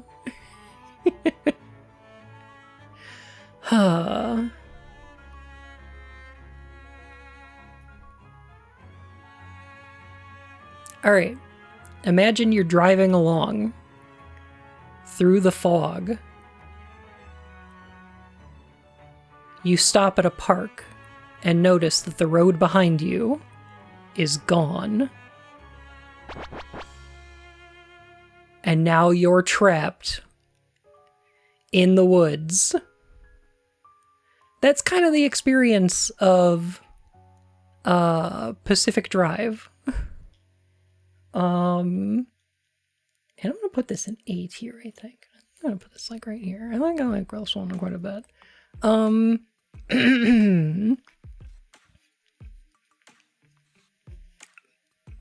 I want Pacific Drive eventually. It's pretty darn good. It's like if a roadside picnic or it has a Pacific Northwest vibe, yeah. It's like if a roadside picnic took place in the 1990s in a US national park. Like Control if it was a road trip. Yeah. It runs terribly on my machine. Oh, no. I'm sorry. I really like the vehicle in Pacific Drive. I really like the station wagon. It's great. Yeah, I understand that, like, yeah, the survival mechanics are a little bit much. And it's a game about, like, you know, gathering resources from randomized areas and then crafting them into things. But I think I liked quite a bit. I never finished it, though.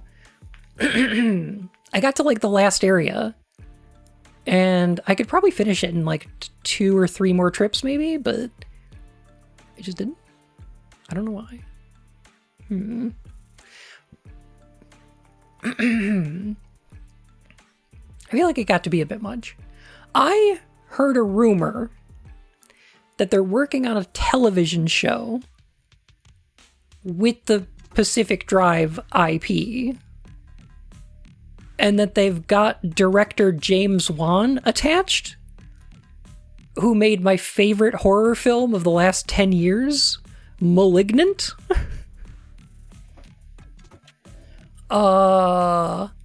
So that sounds great.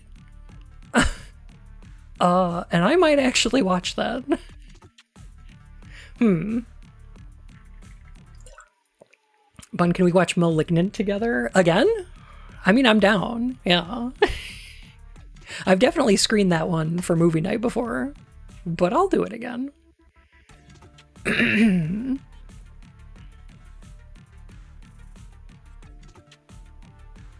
pretty sure I have.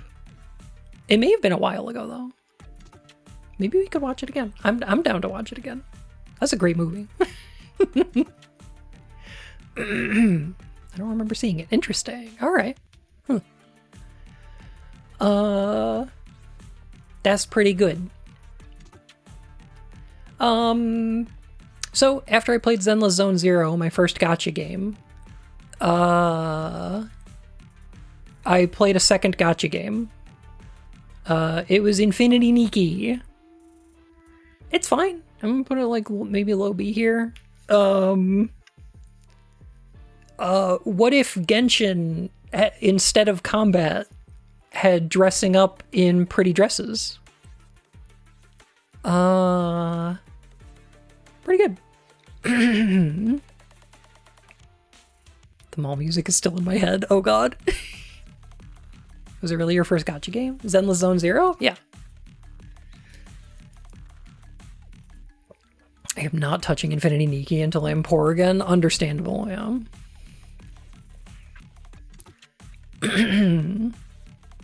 Damn, Bun, mom let you play 2 gachas? Yes, she did. It's okay. I think it's pretty cute. I have a problem with it, though. I have a bit of an issue with it. So, the story starts out as a isekai. You don't learn anything about the world the game starts in. Nikki and Momo, her little cat, discover a dress in a closet that whisks them away into a fantasy world called Mirrorland. Right? So you're just isekai'd, and then the rest of the game is, well, become a stylist in this new world. She's so nonplussed about it, too. She's like, yeah, whatever. Seems cool. So you wind up meeting with, like, fairies and puppets and all these other kinds of, like sort of fantasy creatures in these, like, rolling hills of, you know, grass and violets and things like that. It's very, I guess, Western fantasy kind of themed. And I'm not going to spoil this. But when you get to the end of the game, or the end of the current story, they go, oh, hey, we never ever told you about what this country is. And somebody explains the way the universe works. They wait until the end of the current content to tell you, oh, so there used to be a lot of different countries, and they were all split up off of the globe. And countries with similar styles merged into each other and became like, I think there's like 6 different nations. And the one that we're currently in sounds like the most boring of them. Because they're like, oh yeah, there's, you know, Craft Heart or something. And it's like all fairies and like Western mythology and stuff like that.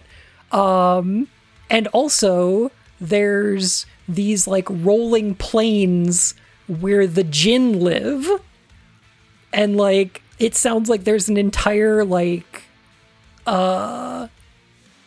Arabian themed environment out there somewhere, and I'm like, can we go there?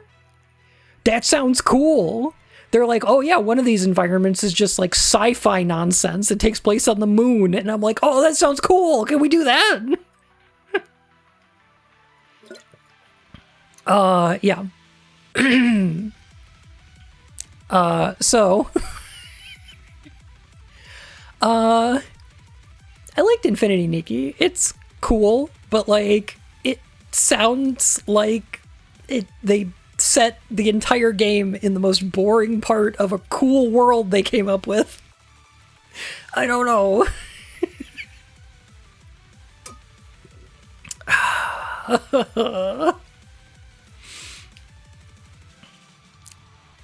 No, you can't. Now put on the dress.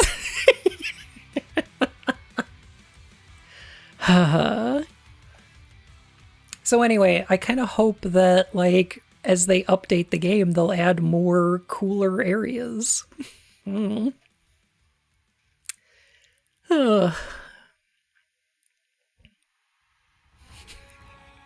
not very infinity of you. So yeah, I don't know. Maybe that game will get better. But I didn't dislike it. I did think it was pretty fun. And it was, you know, free. Mostly. Kinda. Alright, what else did I play this year?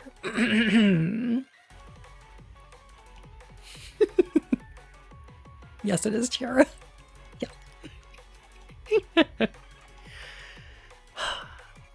Time to talk about the game about men having regrets.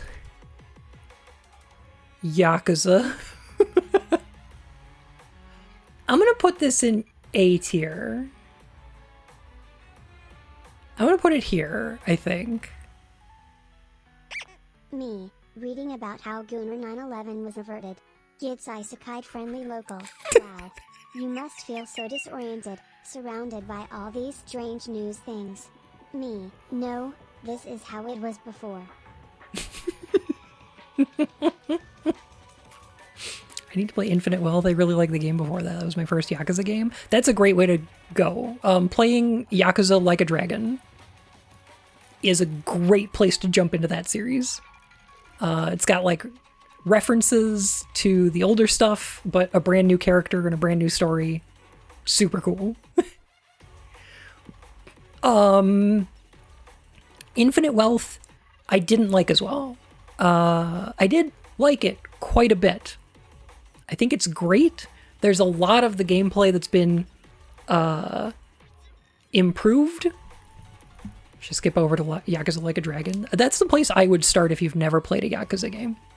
That's the place I would recommend.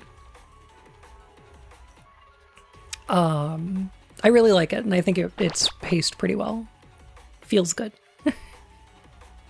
Keep getting distracted. Understandable, yeah. They jammed Kiryu's story in at a latest part of development, and the story suffers for it. Yeah, it feels a little less focused. It's also just a little bit too big. There's too much game in this game, which is a problem that some Yakuza games have had before, but it's really pronounced here, I think. Especially given that there's two main characters having stories in different countries at certain points. It just makes the game feel a little bit too wide. I think I would prefer a little bit less and a little bit more focus, which I felt like Yakuza 7 was really good at.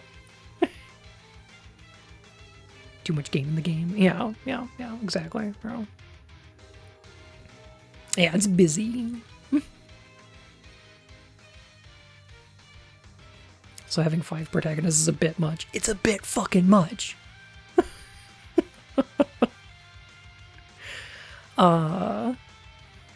Yeah. So I like Infinite Wealth quite a bit. Like, there's no part of it that I disliked spending time on. It's just that there was just too much of it, and you will burn yourself out trying to play through all of that. So, yeah. So I think I put... It wasn't last year, was it? No, it was the year before. Let me see. During an intense gaming moment, Lucky_Bun often gets animated, hopping in his seat and flailing his arms. In one such moment, he turns abruptly to ask Cambions for advice. Unfortunately, he miscalculates her proximity and bounces straight into her chest.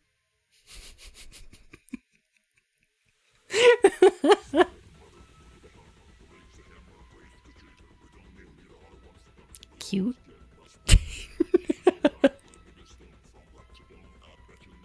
Where did I put... Where did I put Yakuza 7? Was that 2021? I guess I didn't save those. Anyway.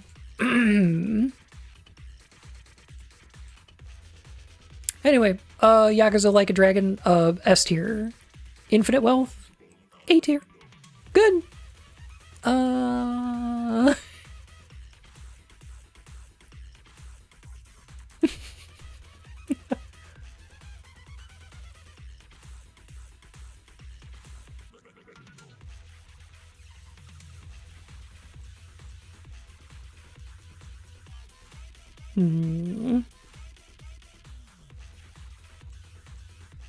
Watch the Amon fights. The one in Judgment is insane. Oh god, yeah. Firmament? More like firmament. I think, okay, Firmament wound up being down here because it's got AI shit in it. They wound up writing stuff in here with AI and, yeah. No. Do not like.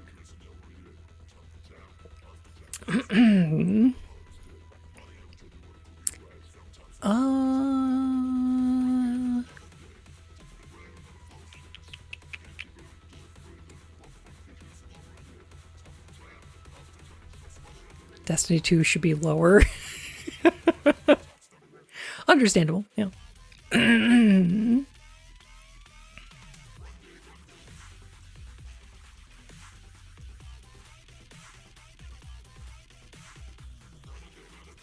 System Shock instead. Alright, we gotta put some games up here, because I played a lot of really good ones. Final Fantasy XIV Dawn Trail? I usually put my Final Fantasy XIV games up in the S tier, but I think this year, I think it's gonna be an A. And I think it's gonna be like... I think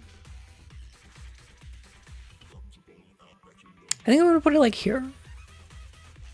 I think I liked it. Here's the problem. Here's the issue that Final Fantasy XIV has. Okay? A season premiere is never gonna be as good as a season finale. Like a good season finale and a good season premiere, it just can't be as good.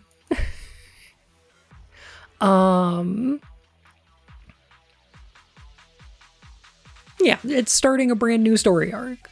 I like it. I pretty much I like it. I think it's on par with like Endwalker. But yeah, it's just not a season premiere. Just isn't gonna be as much or as impactful, you know, because a lot of it has to be set up for later. And I do think they did a great job of setting things up, because I am interested in what's coming next. But also, I haven't played much of it since it came out. I didn't mind the story the way it's the way it's presented in the gameplay, or entire lack thereof, that completely killed my desire to play it. Of Dawn Trail. Oh god, the discourse was fucking tiring, yeah.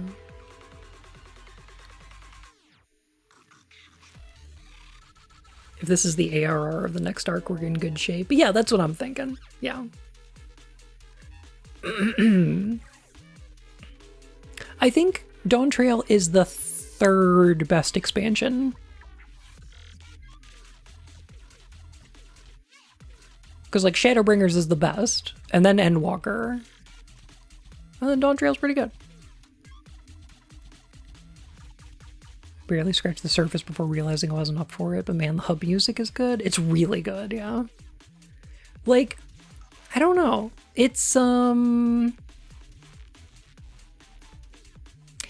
an issue because it feels like more of a good thing.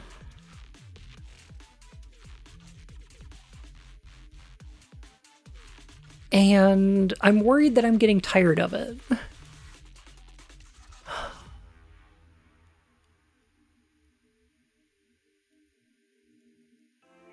Everything they had an issue with didn't bother me at all. Yeah, no. Like, I think Wook Lamott's great. I fucking love her.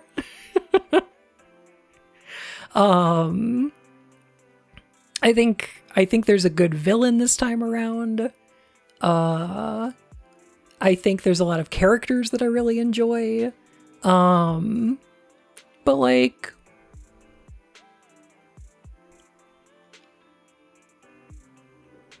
how accessible Final Fantasy XIV is to new players? Oh, very. Oh, very. As an MMO, they don't ever, like, sunset material. Like, there are still people running beginner dungeons all the time. Like, the game's very easy to get into and start playing through.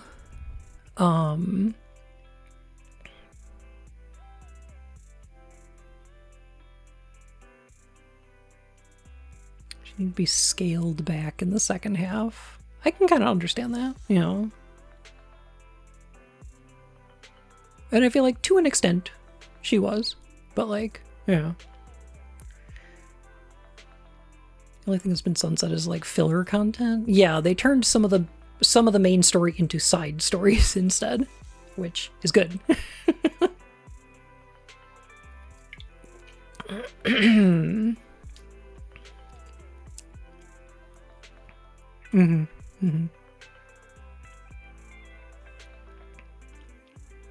Wish we got more Graha on Dawn Trail.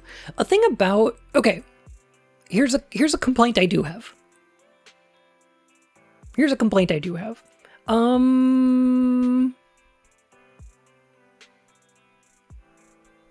Being a noob in Final Fantasy XIV is more fun than being caught up for me? Absolutely. Yes.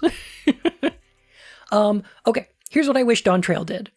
I wish that when we went to LOL,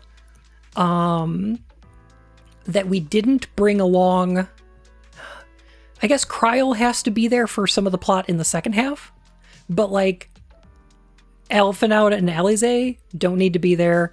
I don't think Thancred needs to be there. I don't think Urianger needs to be there. I think it should have been us, maybe Kryl, and maybe Graha.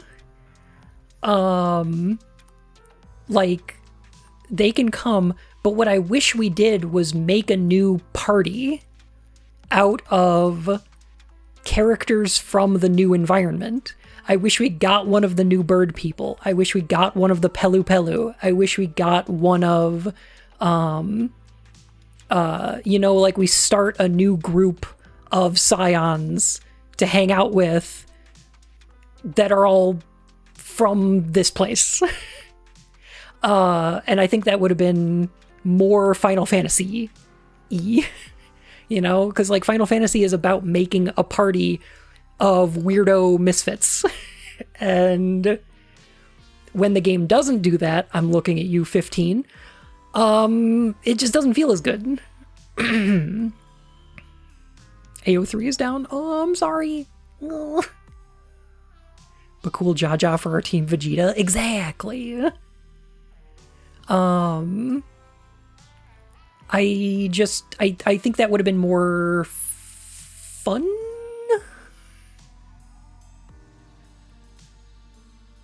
Felt more frustrated by 16 supporting cast. Understandable. I think Sid was pretty good on there. That's about it. Yeah. Definitely shouldn't have happened earlier. So, here's the problem. Is that Dawn Trail... I don't know why Final Fantasy XIV... Like, I guess it's a good thing for people who use it, but the fact that they made it so that Final Fantasy XIV can be played single player... The fact that they had to introduce the trust system so that you have enough people to do all of the dungeons means that they have to write in excuses for these characters to show up out of nowhere. And I don't like it. I don't like it. They're like, oh, we have to have 8 NPCs. Well, we have to have 7 NPCs around for this fight because it's an 8-person fight. So we have to have 7 NPCs that can do the fight with you. And it's like, do ya? Do ya? I don't like it. Just call them now. They don't have to be there. I know. No one cares. You could just summon them. It's fine. It's an MMO. Whatever. Like, I can suspend my disbelief. I don't need the...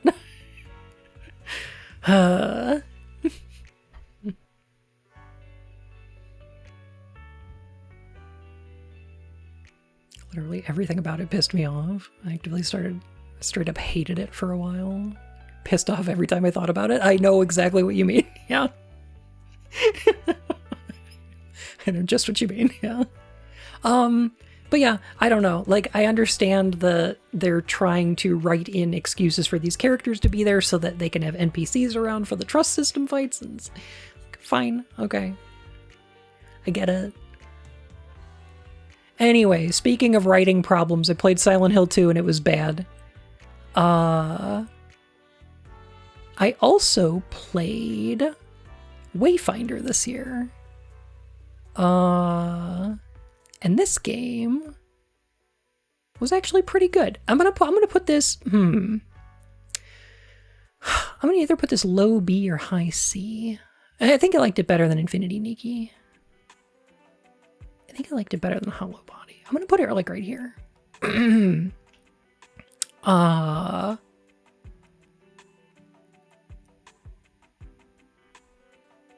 It's the first original game for Airship. It was. Thanks for understanding. Of course. Like, I got 60 plus hours into Final Fantasy 15 and I'm like, I don't know if I hate this game or not. I think I might hate this game. And then I finished it and I was like, yeah, I do hate this game. Yeah. Every part of this makes me fucking mad. I hate this game. But it like took so long to figure it out. Like, I played so much of it and I'm like, I don't know if I'm enjoying this or miserable.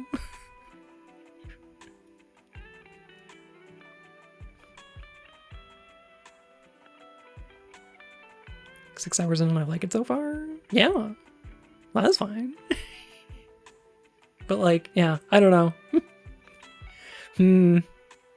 I hear it's better now. Anyway, Wayfinder, kind of interesting to me. Wayfinder was originally going to be a live service multiplayer game, similar to like an MMO, like maybe a smaller scale MMO.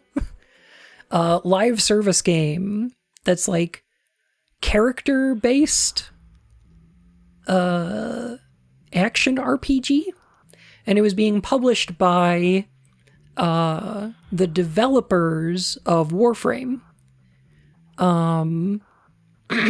Yeah, using a similar structure. And then the developer of Warframe, after they put out their early access release, their first early access version, they decided they didn't want to publish anymore.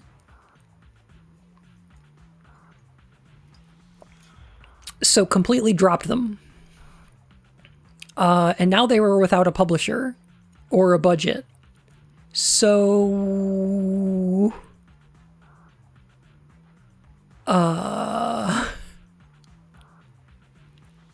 shouldn't have tried to begin with. They basically said they had two options. They were like, okay, either we drop this game completely and do something new. It's dead. Or I guess we turn this into a single player game and try to salvage what we can. And that's what they did. They made a $25 single or up to 3-player co-op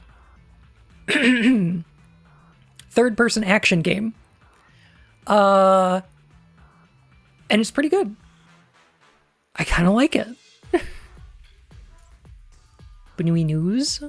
Go on, man.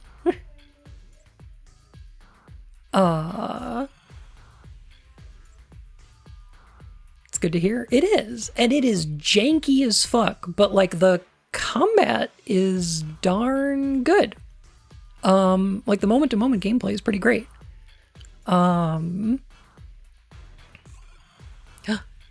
Thank you for that rough cut. I will watch it later. Thank you. Appreciate you, Matt. I'm gonna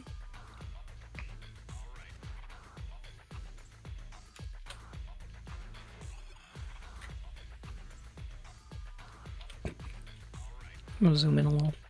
That's good. So yeah, they wound up making a pretty decent game out of this, and it feels like... I'm gonna describe this in a way that maybe only I get, but it's like if they did a Kingdoms of Amalur to WildStar, where they turned what used to be an MMO into a pretty decent single-player game. That's a lot of fun, but also super jank. Yeah. I think I like Wayfinder, and it might be worth a shot just because it's kind of interesting.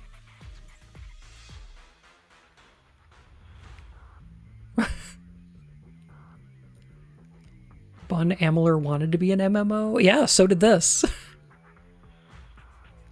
And they had to salvage it into a single player game.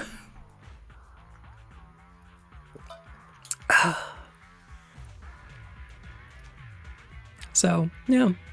I thought it was kind of interesting. Pretty good, though.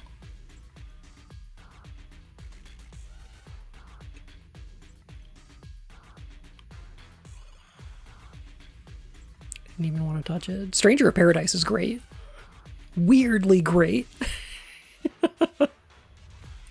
Someday a game will have a good housing system as WildStar. There is a housing system in Wayfinder. It's not as good, but like, there is a housing system in here. Does it do anything? No. No. You can invite other people into your house if you're playing co-op with them. Fucking weird. Bizarre. Yeah.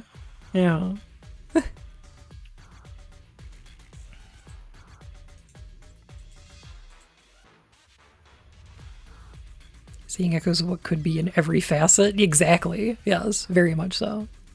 There are some artifacts you can put in your room that give you bonuses, yes.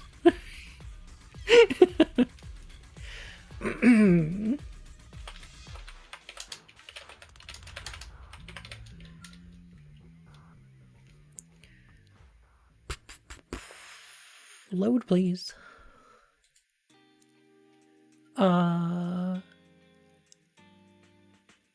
All right. This year, I played 2 of my favorite type of mystery game. I played Duck Detective, and I played Rise of the Golden Idol. And both of these have kind of similar gameplay styles, where they're my favorite kind of like discover clues to get a bunch of words and use those to fill in the blanks in a Mad Lib that explains what the mystery is.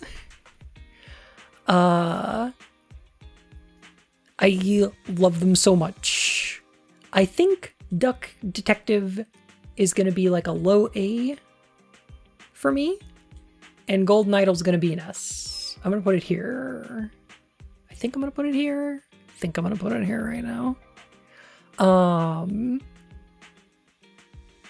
Only reason is Duck Detective quite a bit shorter. I finished Duck Detective and I was like, I wish this was more game. I wish there was more game in this game. And I don't think that's a bad thing. That I just wanted more game. Moon, oh my goodness. Hi, every pony, how are you? Oh my goodness. Did y'all know it was Moon Coral's birthday yesterday? Everybody wish Moon Coral a happy birthday.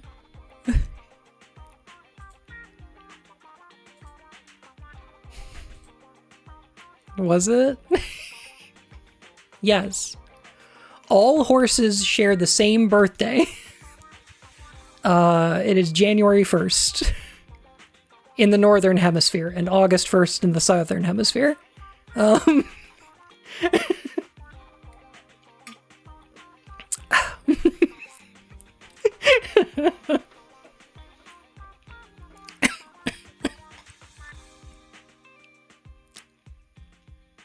need to get cake then.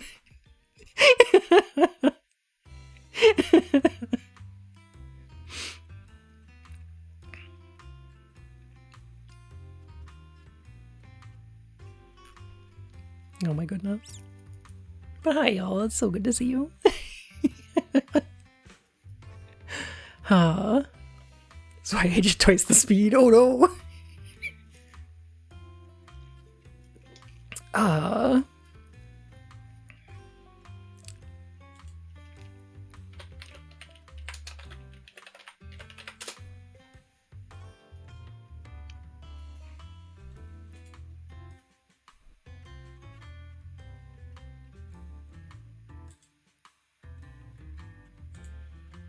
Here we go. Pony too strong, that's why I have to de-pony ASAP. Hey Bunsman, I'd like it if you could start off the year by buying at least one game you've been excited for.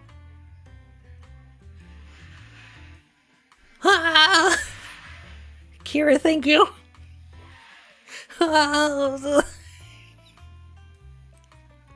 That's like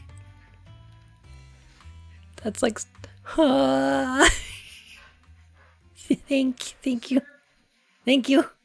I appreciate you. I had to choose between game and groceries. Oh my goodness. I don't know what to get.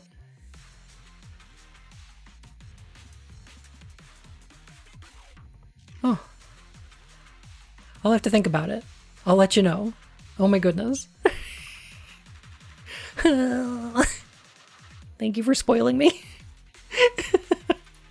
Appreciate it. Steam sale is over. I don't play much on my PC, honestly.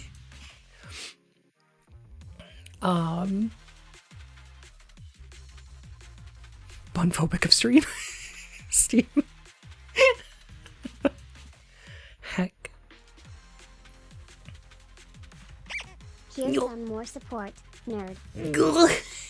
Thank you. Buy the new Monster Hunter. I can play that with Liz. Oh my goodness. Oh, I do want the new Monster Hunter. Oh, the new bow feels pretty good. Oh, the new bow gameplay feels pretty good. I could buy that. Okay. I might do that.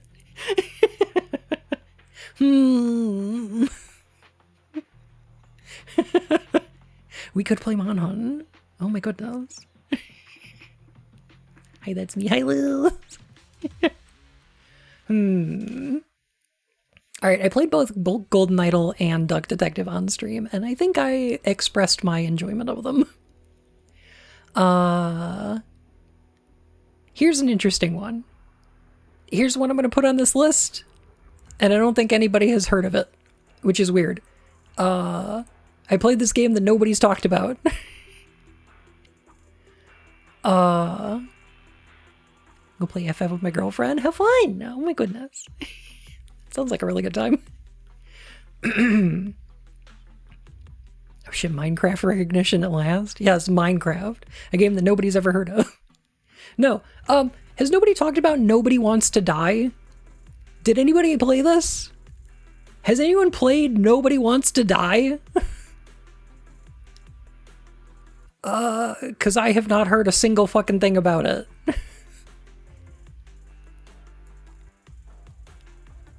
Never heard about it. Vaguely heard about it. I was on a rent stream the other day. Oh, when I talked about it, yeah. Okay. I want to put this in B tier. I think I might put this about here. I think I'm going to put it here. Okay. You gotta love the focus here with the driver on 13. A deer is sucking off another deer in the background. It does not phase him. I'm a little bit phased. That down the middle, that's about 315. It's working, chat. He's getting phased. I'm a little bit phased. Sabium, thank you. Oh my goodness. You go, dear. All right. I'm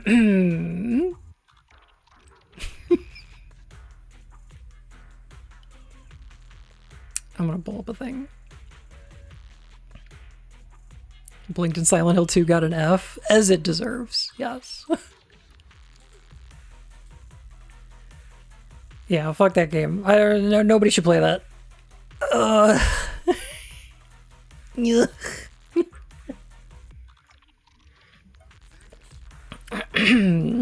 Some people like it, some people hate it. Correct. Yes. I feel like I'm the only one that like really hates it though. It's so hard for me to find other people who do not like it. All right, let's talk about Nobody Wants to Die. Okay, what if you took Blade Runner and you took out the the fear of Japanese encroachment. You take all that out and you take out the 80s and then instead you plug in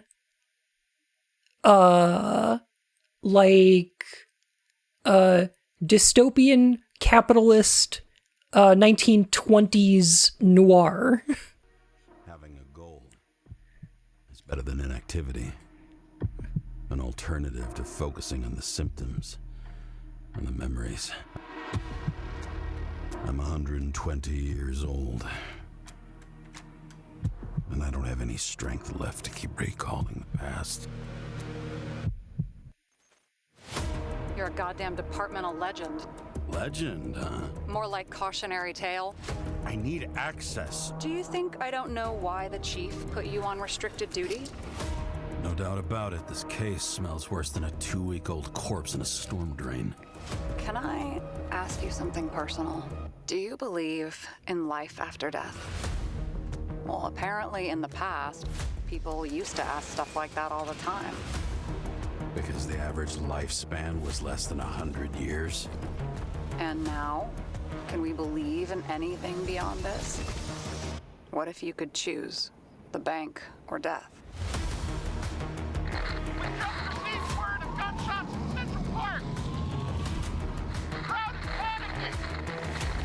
Sarah, you there?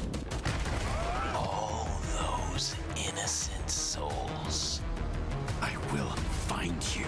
James? No, please. Take you apart piece by piece.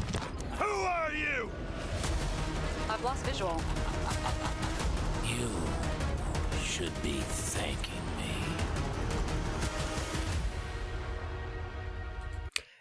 It is wild that just this game has the fidelity that it does, and then nobody talks about it.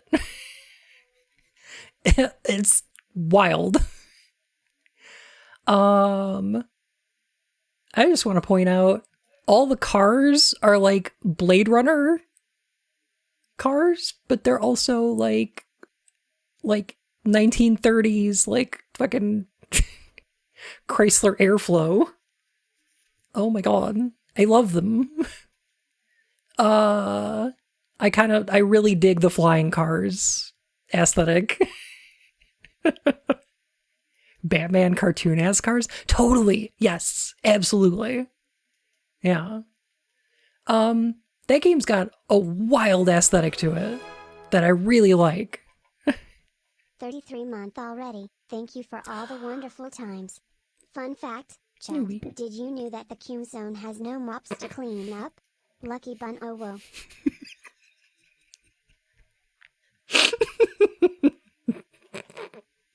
Newbie, thank you for 33 months.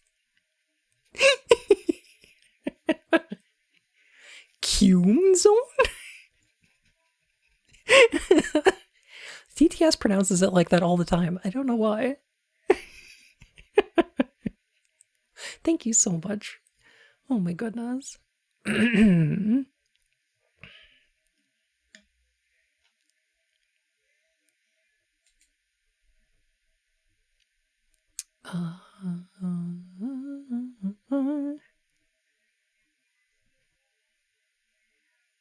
much so they would call it gold as long as they got something Silent Hill related that's reasonably okay. So anyway, Nobody Wants to Die takes place in a dystopian cyberpunk future where once you reach working age, you have to start paying down payments on your body, or else you will be removed from it and it will be put up for sale to the highest bidder. Your free trial of life is ended. Yes. So the rich can just keep buying new bodies all the time. They are hundreds of years old. Nobody dies anymore. If you, run out of money, your consciousness is put in the bank and you wait until somebody pays for a body for you. If that ever happens. And it's a really horrifying future. And in this setting, you play as a detective, solving the first murder that's happened in hundreds of years. And that's a cool premise. That's a really cool idea. Hey, Chrissy, how you doing?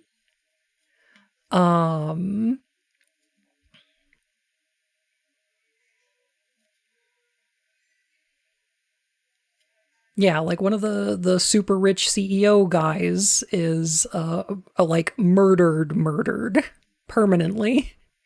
And I think that's pretty cool. No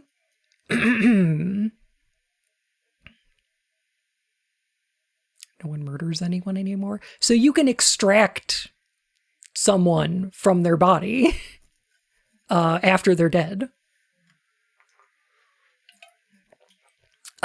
And then charge them for it, of course. But somebody found a way to, like, permanently kill somebody. I'm sorry, it is pronounced Moida. Yeah.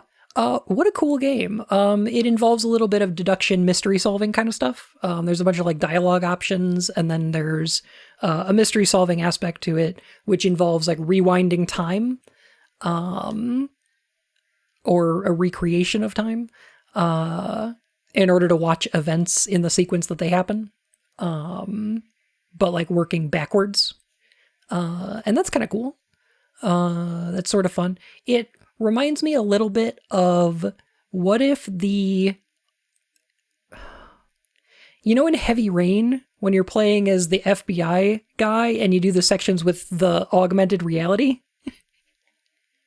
Like, what if they made a whole game out of that and it was good, though? And, yeah. Pretty good. Nam and Jaden and his Google Glass. That's the one. The Wadjet Eye games. I have not, no. But yeah, it's got a cool aesthetic to it. It's got a pretty good mystery story. I think there's a part of the game that I don't super love, where it leans a little bit into,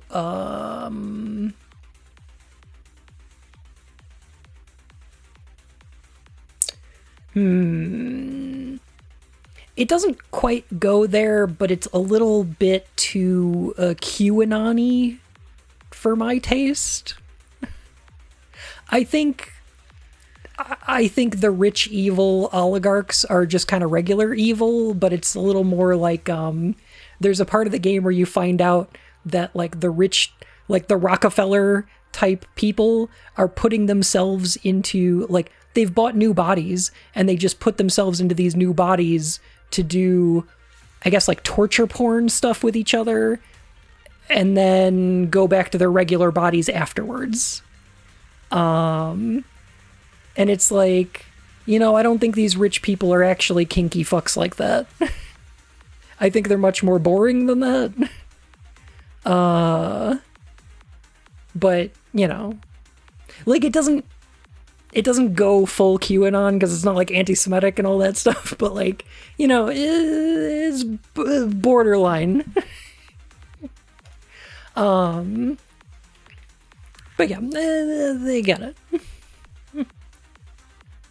It is ridiculously anti-capitalist, though. Which is good. Yeah, if you're making a video game, you don't want to depict your evil guys as too boring, because that's not, like, interesting for a game. So it's got to be a little more conspiracy-y, because that makes a better story This does make me for the think video of game. some I of get the it. narrative aspect of the Golden Idol games that I like. You're not actually responsible for doing anything about it when the terrible weirdos die. True. I do like that, yeah.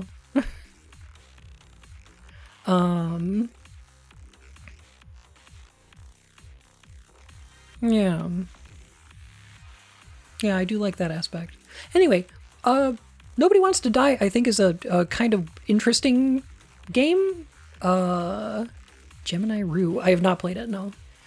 I think it's an interesting game. I think it's got some cool ideas. I think it's got a really good aesthetic. And, I don't know. I might recommend giving it a shot if it's cheap enough. But I have not seen anybody talk about it.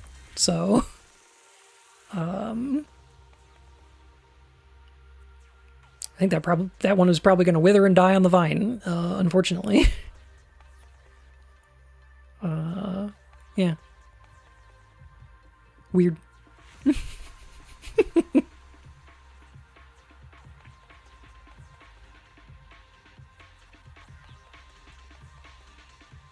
Reality is so much stupider than most conspiracies. Yeah, exactly. Yeah.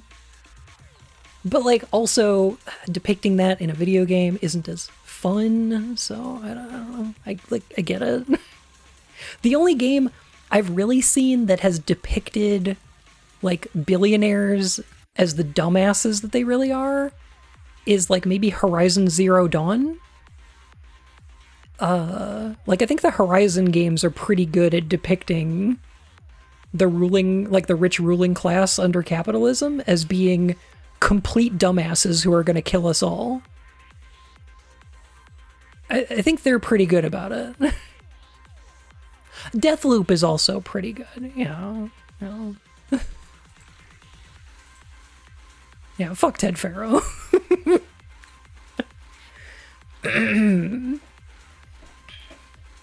Yeah. Like, it wasn't like a conspiracy. It was just, man, these people are fucking evil and dumb. And then Forbidden West, yeah, says all billionaires are evil. Yes, even the ones that are nice to you. Yes, absolutely.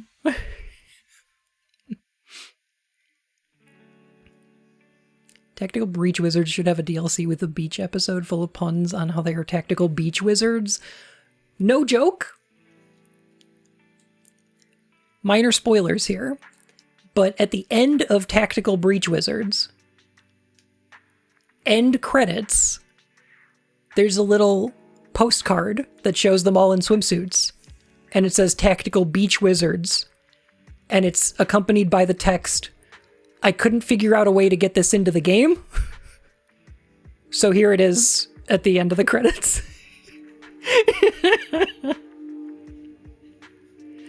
So it's in there.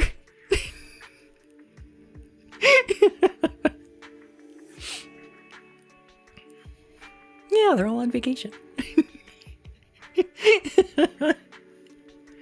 I want to put Tactical Breach Wizards, like,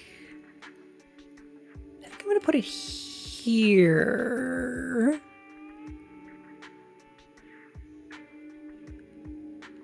Yeah. Okay. I think that's what I'm going to do. Billionaires are stupid because it isn't important for them to be smart or know what they're doing. Well, yeah, they just fail upwards. Here's the thing I thought about Tactical Breach Wizards. So this game,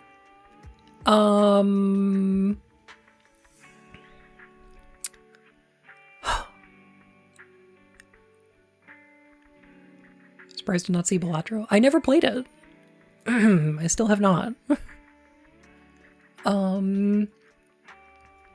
So Tactical Breach Wizards, a couple people asked me, hey, if I don't like XCOM, will I like Tactical Breach Wizards? Or, oh, hey, I like XCOM, would I like Tactical Breach Wizards? And I can't answer either of those, because Tactical Breach Wizards is nothing like XCOM. That is not the type of game it is.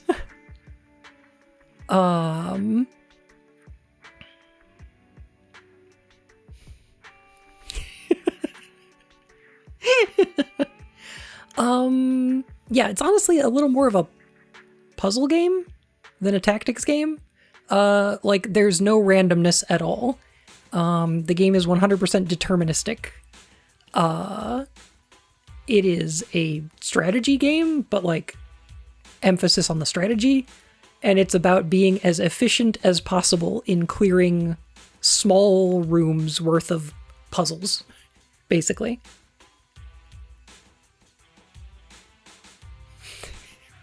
Peglin?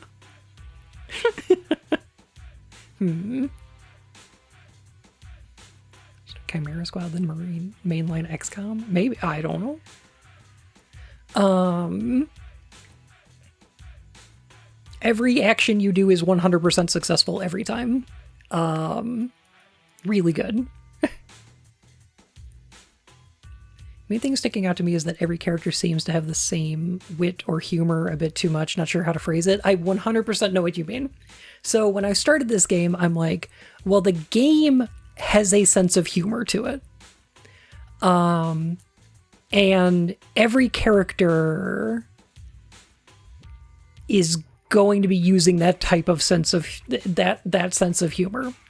And so I was a little worried that this would overshadow the characters themselves, because they wouldn't be acting like characters, they would be speaking like the writer. You know what I mean? That said, by the end of the game, I did like every one of the characters, and I did think they were unique and interesting. So I did enjoy it. But I also noticed that almost being a problem. I don't think it was, but it was pretty close. I did get a kick out of the, she's not a necromancer, she's a necromedic. And she can cure people of death or any conditions that they've suffered in the last, if they're dead, she can cure them of any conditions they've suffered in the last hour. Which is why she carries a revolver. So that she can make them dead in order to heal them. And one of the characters asks about the Hippocratic Oath. And she responds by saying, "Yesterday I shot you to save your life. Hippocrates needs to get on my fucking level." And, I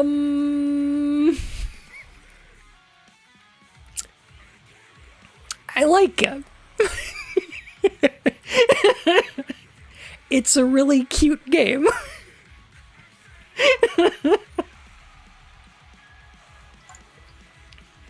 She's pretty fucking good, yeah.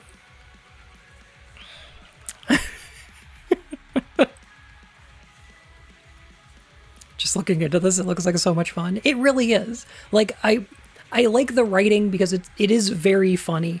Some of the characters sound a little samey.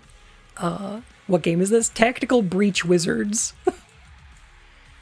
Some of the characters can be a little... Some of the writing can be a little hit and miss because it does all have that sense of humor to it. But I also really enjoyed it. I thought it was really, really cute, very funny, and the moment-to-moment gameplay is great. Because it's... Where XCOM is like a huge battlefield with like a fog of war and you're discovering parts of it as you go. Tactical Breach Wizards is a small room with 5 people in it. Figure out how to kill them all in one turn. Kind of a thing. And then go to the next room, you know?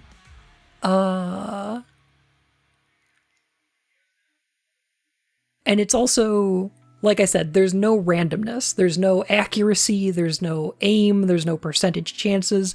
Anything you do works because the game is entirely deterministic. If you do the same thing will happen. Or how to neutralize them all. Usually by throwing them out windows, yeah. I was hoping you were talking about an adventure game and sucked at tactical games. I do too. I might give it a try though. I would say, I think there's a demo for this. I think it's still available. And I would give it a shot.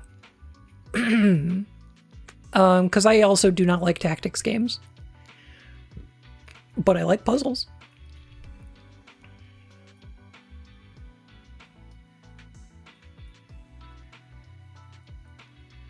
The dream sequences are kind of fun. Yeah, they're very cute.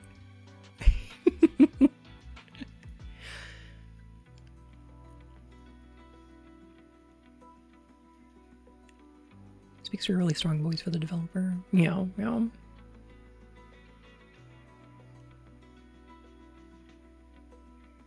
I do like, there's one of the characters who, she wields like a tower shield and a mace and wears like heavy armor. And she can teleport and swap spaces with enemies. And there's one mission where we're trying to convince her to teleport into a location so that she can plant a bomb and then we get out of there, right? Or I think it might be steal a piece of intel. I can't remember. We're trying to get her to do a thing and then get out, and we don't have to kill any enemies in this area. And she goes, "Nah, not my style. I'm gonna pummel anything I see." And the other character goes, "Okay, let me try this. What I need is for you to barge into here, like an unstoppable force in order to plant this bomb and then get out to see the look on their stupefied faces. And she goes, that was the same plan, but I liked it better when you phrased it that way.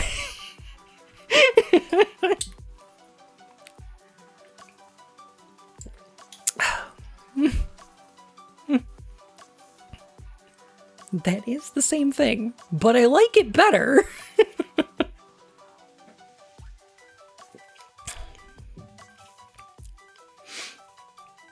It's a very cute game. I really liked it.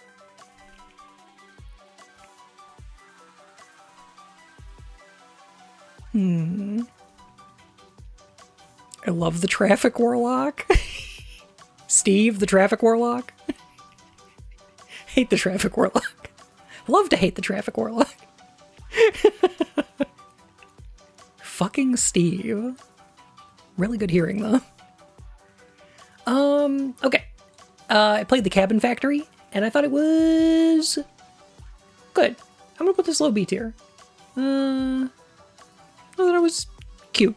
It's a little bit of a spot the differences puzzle in 3D environments where you're trying to figure out if a mansion is or a cabin is haunted or just spooky. And I think that's cute. It is a cute streamer game, yeah. I don't know if it has much to offer once you've finished it, though. It was pretty cute. A little bit streamer bait, but it was a fun time. 3-room mansion. I didn't get much sleep and was still rattled the day after. Oh no! Oh, I'm sorry. You mean to? Another game I played was Creeped Master. I don't want to put this higher B, I think. I'm gonna put this up here. I think I like this one quite a bit. Soothe. B for Crypt. It's cute. It's like Typing of the Dead meets Ultima Underworld.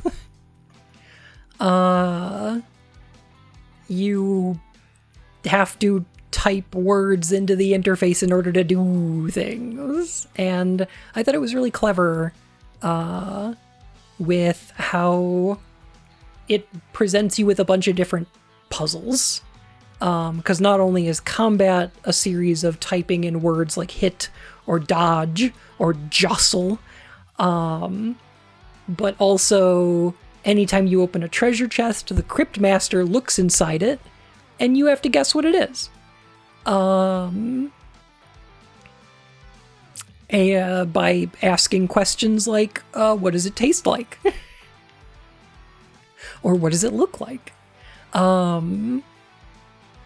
And that's pretty cute. I really liked that setup. I thought that was fun. Lick it. Yeah. I thought it was a good game. I didn't quite finish it. I got pretty high up in the crypts. But not all the way.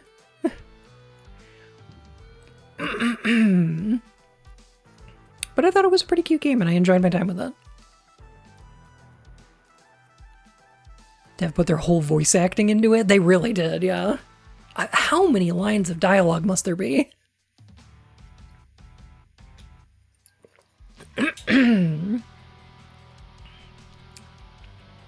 Why didn't you finish it? I don't know. I think I just got my fill. I think I was just like, kind of done at a certain point. Couldn't tell you why.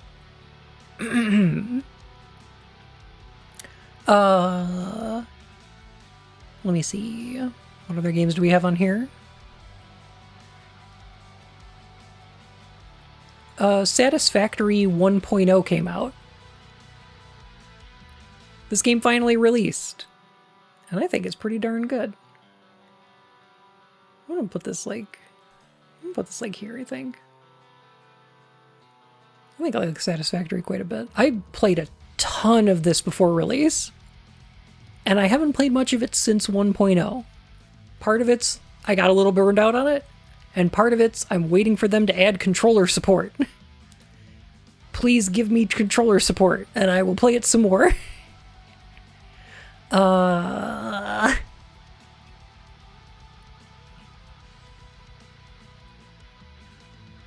When I look at a tier list someone else has made, and I'm like, yep, that tracks.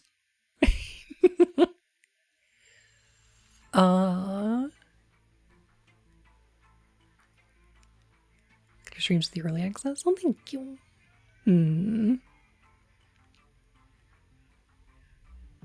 Glad you're still around and updating. Exactly, oh.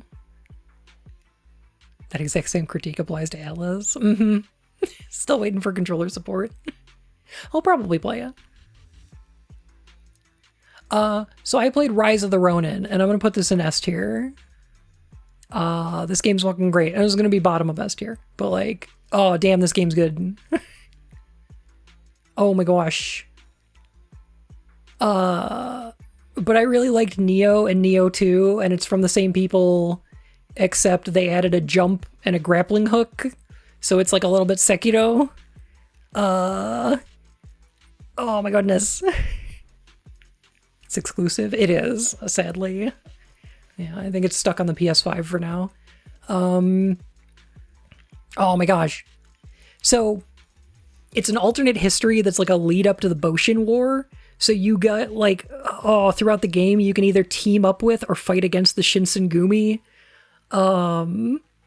Like, there's a whole plot about like the Meiji Reconstruction, obviously. Like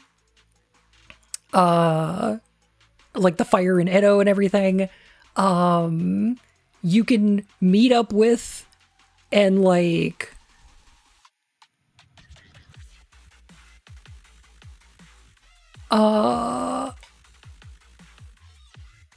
what the fuck was the American commander's name of the naval fleet in Japan?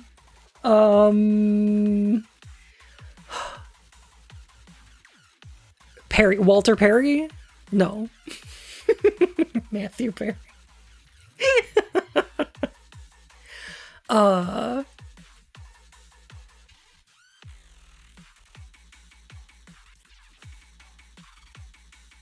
my goodness. Kevin Bacon. So you can meet Perry and romance him. You can romance Commodore Perry. There's also options for a couple of members of the Shinsengumi to do the same with. And it's like, oh my god.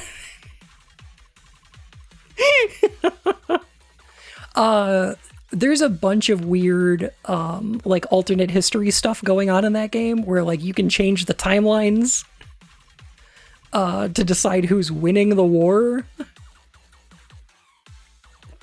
It's very strange. There's a lot of weird choices in that game. But, like, the moment-to-moment gameplay, super good. The stealth, fine. The swordplay, great. And I was a little disappointed in the beginning because this came out around the same time as Dragon's Dogma 2. And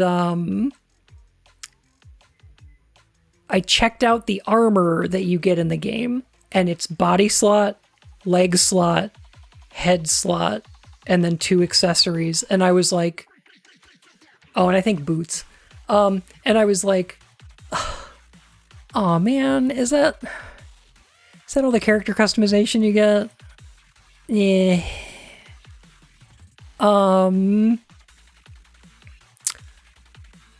But then later on, you can go into your like house. You get like a room, and you can all of the items you get, like the body slot items you get, separate into accessories, upper armor, like inner, outer, belts, like, and then for lower body, it's like inner and outer and shoes and then jackets and scarves on top of that. There's like 2 slots for face accessories, like masks and glasses. There's, oh my god, like, yeah, it separates every piece of armor you get into its component pieces and then lets you pick to equip whichever ones you want. And oh my god, it's so good. And then anything you equip looks like whatever your appearance you set up is.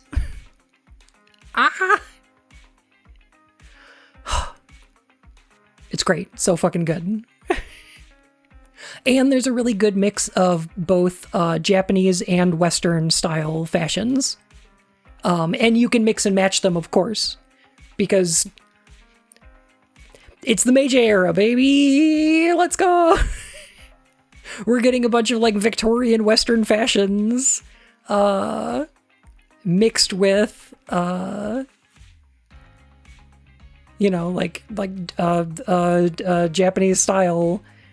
People are wielding katanas at the same time as revolvers. Fucking awesome. But I didn't like Neo. You probably wouldn't like it then. I love the Neo games. Should I pick this up? Okay. This is like Neo, except if...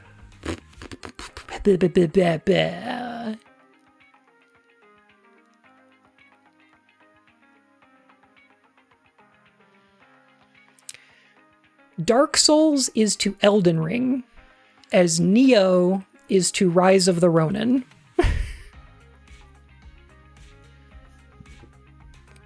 It's like Neo if Neo had a jump button added to it and was in an open world. And it's pretty good.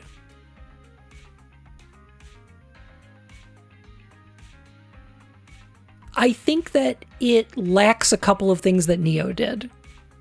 So one of them is there's not as much replayability. I think Neo 2, you can play through like 5 New Game Pluses and still be finding new things. And it's fucking awesome. And like the loot system's great. Rise of the Ronin, much simpler in that regard. Much, much less of that. It's a little more like cleaning out the map and stuff. Sucks and isn't as good as Dark Souls. Got it. It's just different. That's all. It's good, but in a different way. Because its priorities are elsewhere. It also has less weapons than in Neo. Like, Neo has a bunch of different... a ton of different weapons, and each one has 3 stances, right? However, Rise of the Ronin, much less weapons, like half as many. However, way more stances, and they do different things. So like, for Katana, they've got like, I think 10 different stances, and you can equip any 3 of them you want, and some of them count as high, some of them count as mid, and some of them count as low stances. So they still have like a rock, paper, scissors thing going on with what they're best against. But some of them are way more stylish than others. Like one of them has your katana behind you and held backwards. And involves doing things like throwing spike traps or explosives. And it's fucking cool. It's really edgy, but I like it.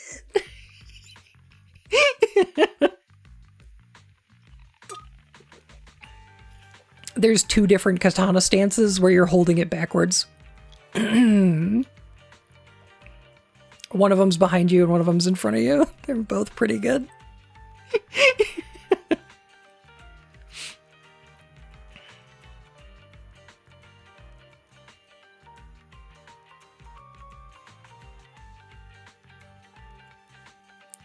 Glad they taught me about Yasuke as an incidental choice with me deciding to go axe, sacrificing weapon variety for you can hold the sword this way.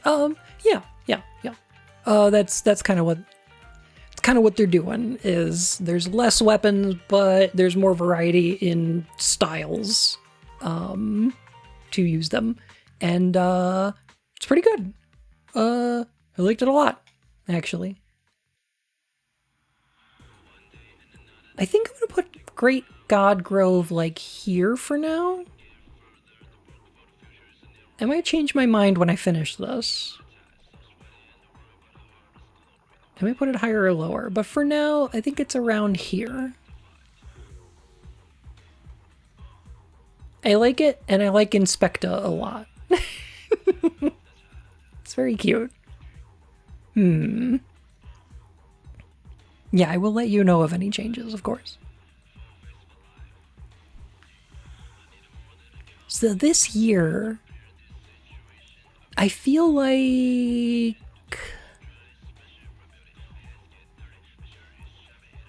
this year had a lot less S's, but also a lot less F's. Like, I think the games this year were very good, but we just had less highs and less lows. The peaks and valleys were a little bit lower this year. Not a bad game for year, or not a bad year for games, but certainly one without a ton of highlights. And I feel like my favorite games were a bit smaller, a bit shorter, you know? Not every year can be 2023, you know? Not every year can have a fucking Lies of P, Alan Wake 2, Armored Core 6. Like, it's not gonna be every year.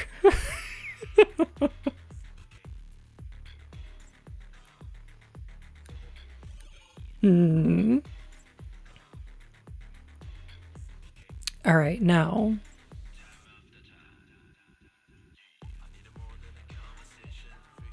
the list we all been waiting for.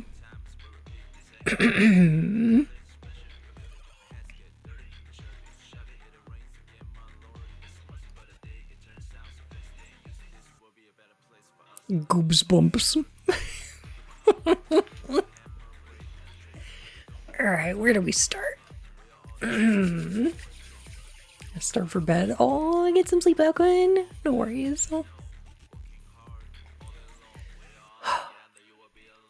Bugsnax deserves S rank on the real list. I think I agree with that. I don't think this one's even bad. I think this one's not even bad. Like, it's not even a bad game. It's good. It's kind of great.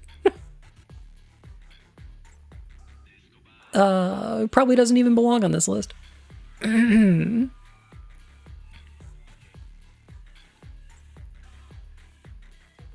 Why is Bugsnax considered bad? What is this list? This is all the games I've played on Tuesday. These are all of my rabbit hole games for this year.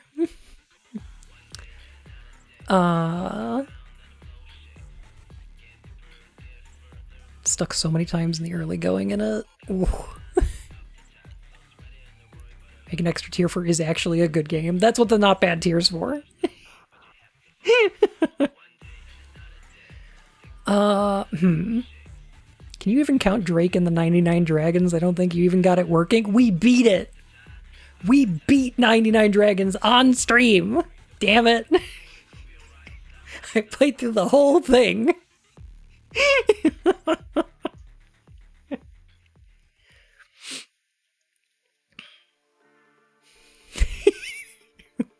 I don't remember the end. I don't know if I do either. Wait a minute. Yeah, I do. It was like a meat circus. There was like, okay, we had to go to like hell or something. And it was like a platforming section on like meat and bones over an endless abyss. And then there was, oh god, the final boss was like a bunch of, like a hydra, where it was like a bunch of necks coming out of the middle of the ground and then attacking at you while you had to attack a different thing. I think. Yeah, that fight was terrible. This game fucking sucks. This is a dumpster fire. Drake's fucking awful. Do I recommend playing it? Maybe. Can you do goops bumps before I go? Yes. All right.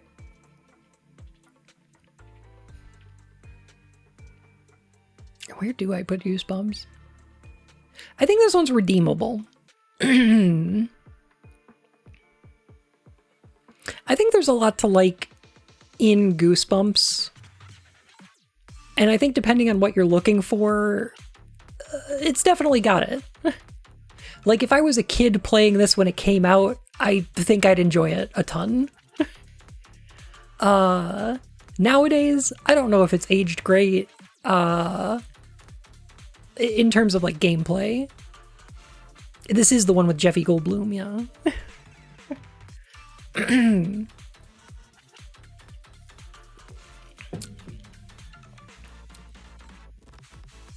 Wine glasses, they're really wine. Hey, I'm a cup. Fill me up.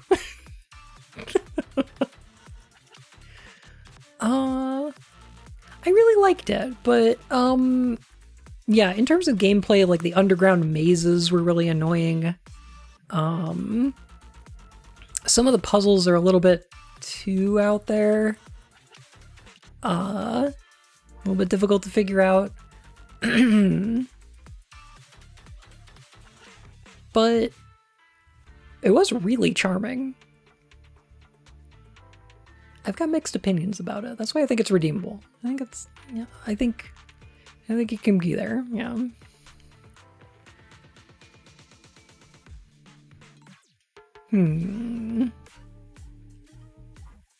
Underground mazes are optional. Oh, I know. But like, if you ever do go into them, they're not good. I think one of the earliest games I played this year was Echo Knight 2. So Echo Knight 1 was the one that took place on a boat. And Echo Knight 2 is the one that takes place in, like, you start out in like a mansion, and then you go across the lake, and there's like a whole, there's like a clock tower in the middle, and there's all the, there's like a laboratory on the other side and stuff like that. And there was a lot of mystery stuff in it, and it was much longer. Much longer.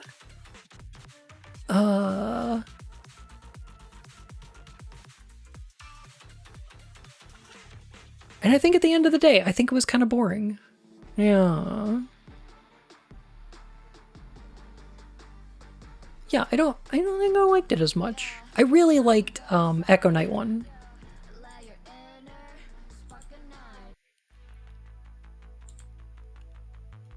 I think I like Echo Knight 1 better. Urban Rain on PS2. Interesting. Is that the game on the ghost boat with the flag that deeply confused me? I think so, yeah. That was Echo Knight 1. I think I like that one. Drake should be way higher? What are you talking about? The game is straight garbage. I love it, but it is trash.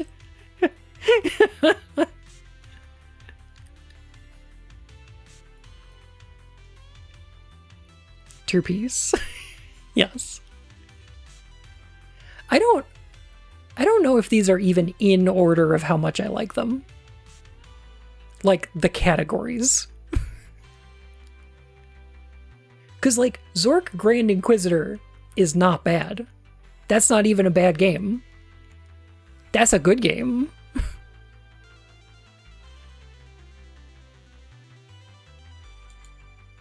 But, like, it feels weird to put it in the second highest category when it should be in the highest one. Because I think I had the most fun with it.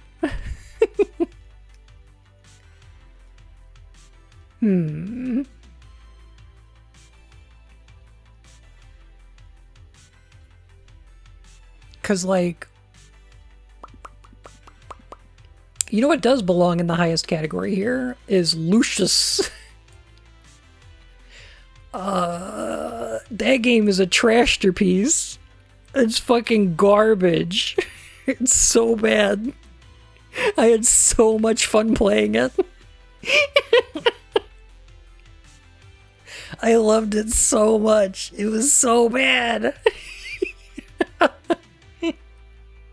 Oh, it was great. Borderline non-functional, yes. Oh, man. Every single death going for the face.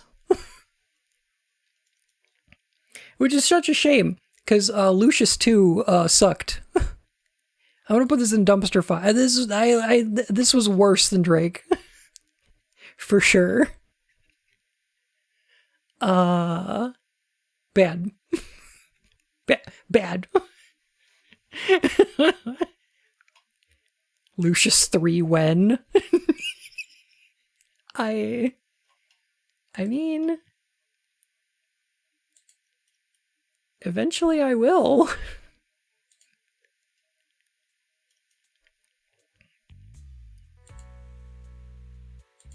I mean, I got to eventually.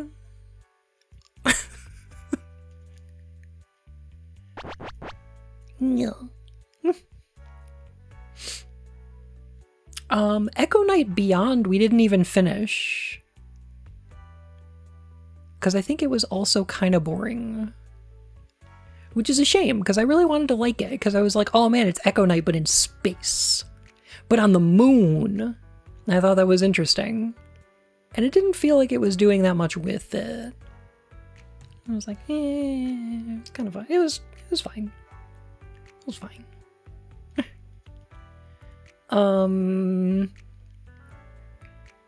Yeah, I felt a little empty. A little bit.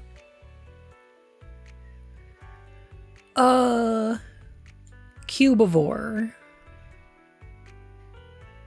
is a weird one. Because I don't think it's... I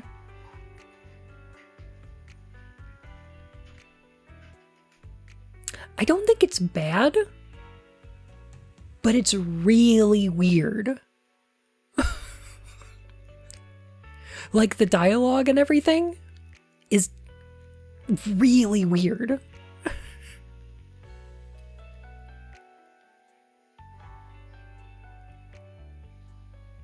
Same place Slayer as Bugsnax? I think so too. I think it's not bad, but I don't think it's as good as Bugsnax. I think Bugsnax is way better. It is fun weird.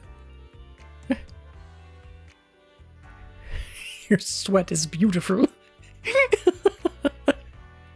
Yeah. It's fascinating. Strange.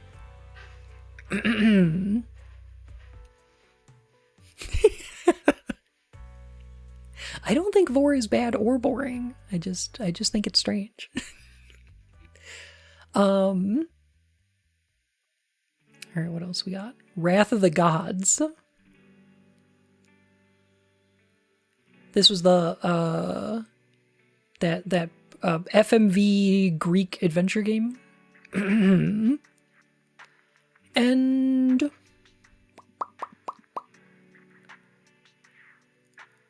I think I like this one. I'm gonna put this in redeemable because, like, One of the first of its kind. They seem to have a lot of fun making the game. I had a lot of fun playing it. I think it's got its issues, but like, I also have a lot of nostalgia for it. I can't be that harsh to it. It's pretty good. I think I really liked it.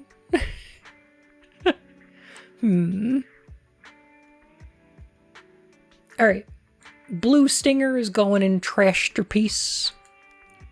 I think it belongs there. I think it deserves to be up here. For the cheesy acting alone, I was worried you found it boring, and no, I don't think so, no. No, I had a really good time with it. I do think it's a little bit trash, but I also think it's kind of a masterpiece. It's a little bit of a trashterpiece. I don't know. I think I liked it. Put it there. Bugsnax said not bad. It's not bad. It's actually good.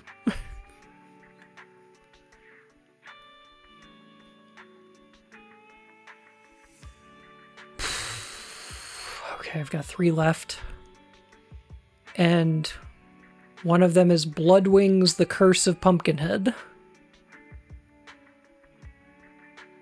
And I think that's going in the Shadow Realm this year.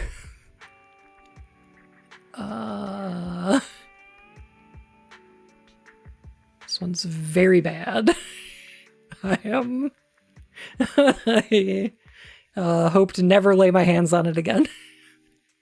Ugh.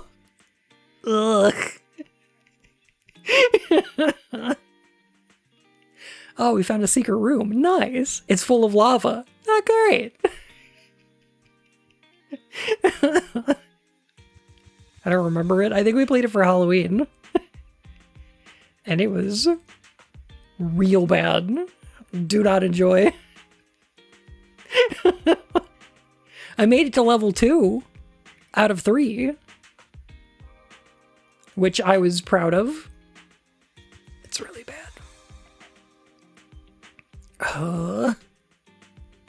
Happy belated New Year. Happy New Year, Skulldeck. Oh my goodness. Paige, do you know about Illbleed? I do. I played Illbleed one time on stream. One time.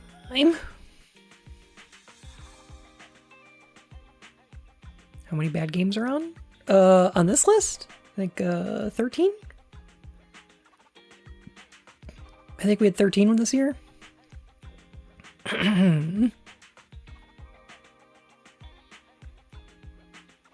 How about Urban Rain? No. Scrangle! It's good to see you. Oh my goodness. Been a while. Yeah, Tuesday's not necessarily a bad game, which is what this category is for. The good games. The good games go in the not bad category. They're like, okay, so this tier list, don't pay too much attention to like where they are up and down here. These are the games that are really bad. These are the games that are unplayable. These are the games that are fine. Mostly just a little boring. These are the games that I think are charming. These games are actually good and probably don't deserve to be on this list. And these games are terrible, but also amazing.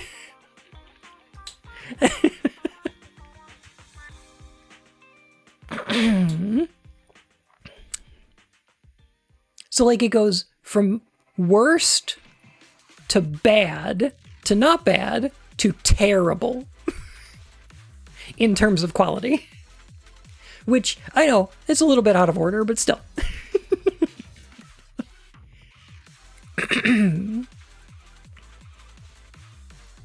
Harvester was 2023, was it?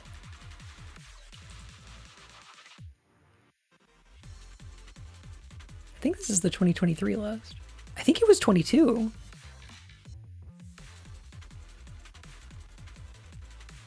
did Harvester in 22. Bad game horseshoe theory? Exactly.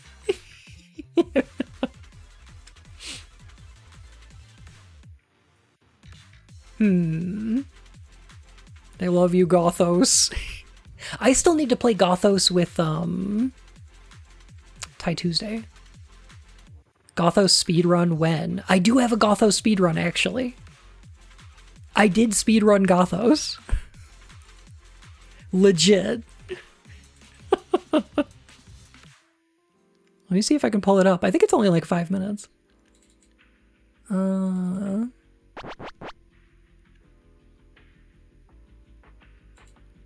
Where did I save it at?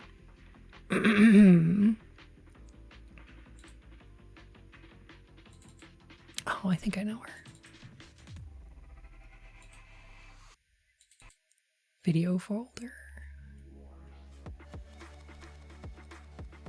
Yeah, I decided to route out Gothos. Because I was like, yeah, this is probably speedrunnable. You know, you could probably play this quickly.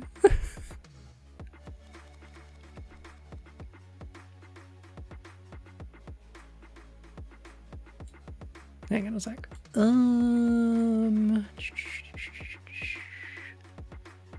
Not that one. Not that one. Not there. No.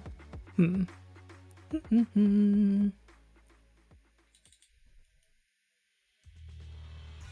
I put it in my scraps folder? The fuck is Gothos? 1997 FMV video game? Yeah, basically. Looked up Blood Wings and don't remember it. And you played Goosebumps on Halloween. You know what? I may have played Goosebumps on Halloween. This looks White Wolf Core. Yeah, it's like if a Vampire the Masquerade LARP group made a video game. It's very cute. I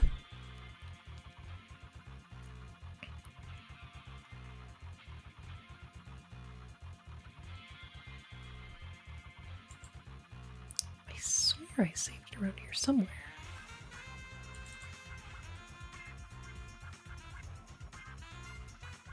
Ugh. I'll have to go digging for it at some point.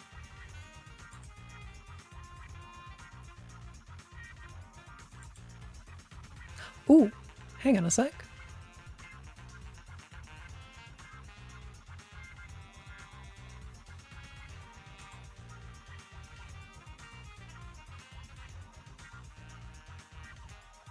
$14. I think this might be okay. I think this might be my Gothos speedrun.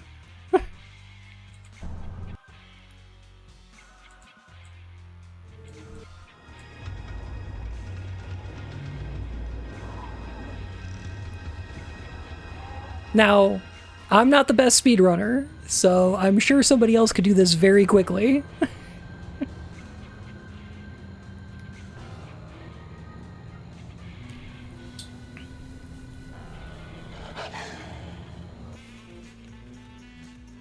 But I decided it was fastest to take this person out so that you could get the dollar. I think you need the money. Oh, and the coin. That's what you need. Because you need to give the coin to the mime.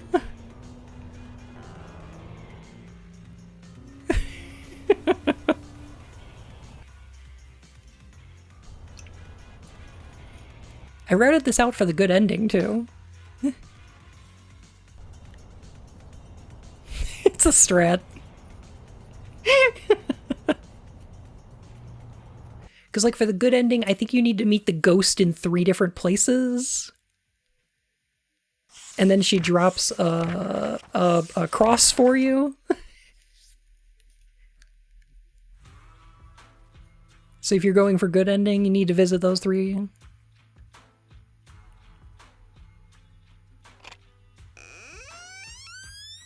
Right, and then you need these pages. What game is this? Gothos.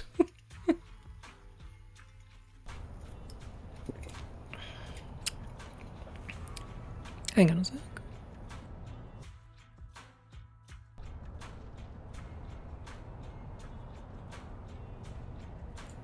Okay, actually, I'm gonna leave this with you for a second. Yeen is bleeding. I'll grab her a band-aid. I'll be right back.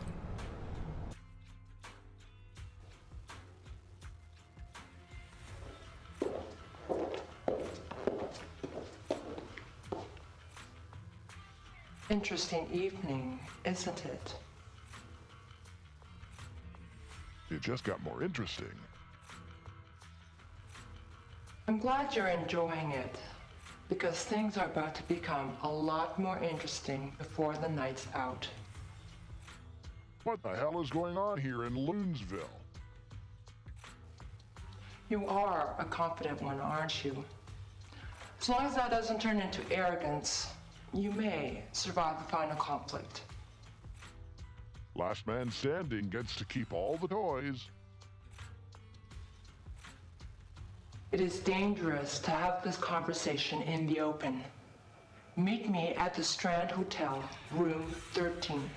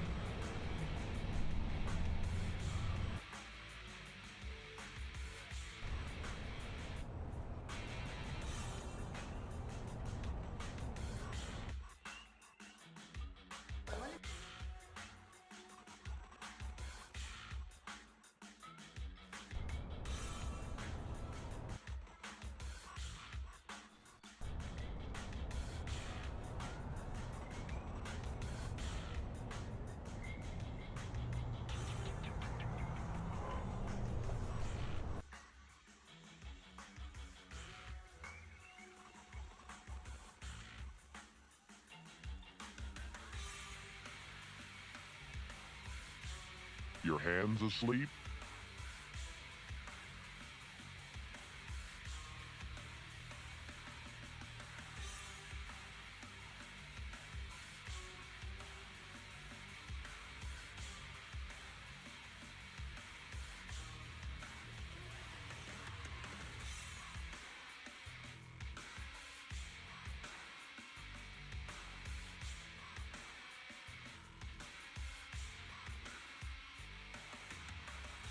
You're lifting a piano?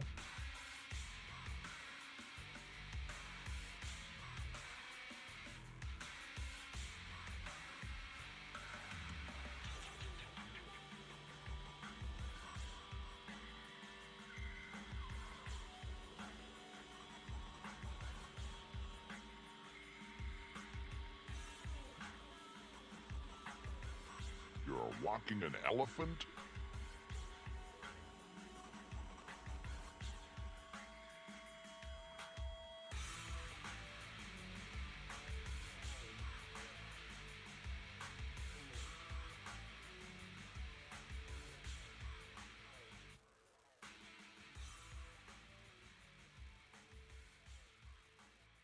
You're drunk?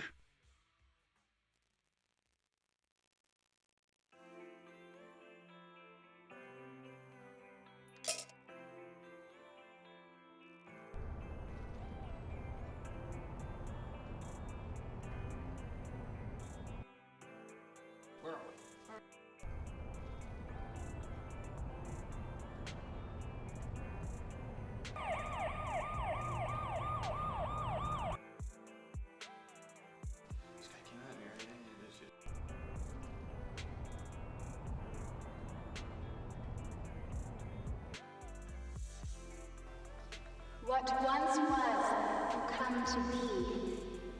The four together will be the key.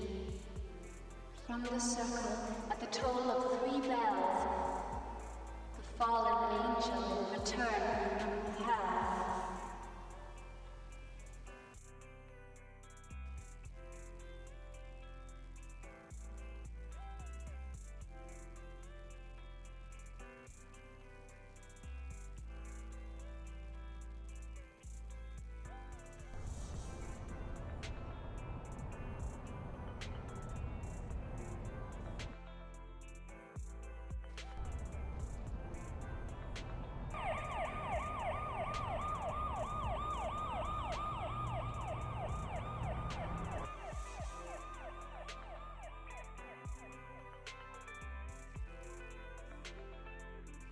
You've arrived. Good. Let us continue our previous discussion. Refresh my memory. Good. Now listen. Our kind have been arriving in droves to Gothos.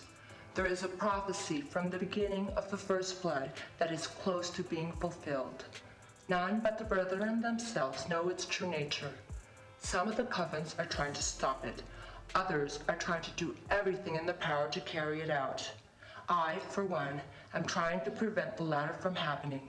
Will you join our side? I guess your side is as good as any. Do we get team jackets? I was hoping you would join us. Since you are unfamiliar in Gothos, the other vampires will not act towards you until they can figure out your motives. You must use your anonymity to our advantage. I need you to see one of my coven in the catacombs by the river. He has something of great value and is in danger. Go to him. I can risk to see you no more.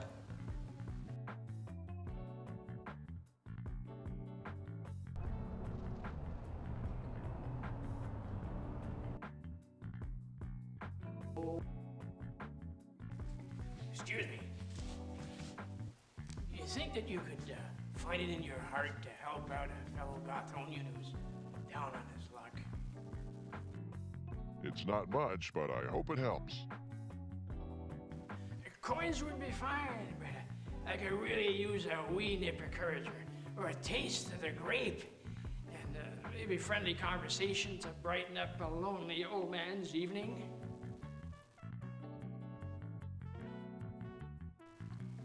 Ah, that's much better. Now, just give me a moment while I wet my whistle, and then I'll spin you a yarn that'll make the hair stand up on the back of your neck. Why not? I have a few minutes to kill. Friend, I swear to you, I saw the dark angel himself swoop down from the sky and lay his wrath upon some poor soul late last night down by the old church. If that homeboy is straying onto my turf, there's going to be hell to pay. Homeboy? Last night in the shadow. How's it going, y'all? Sorry about that.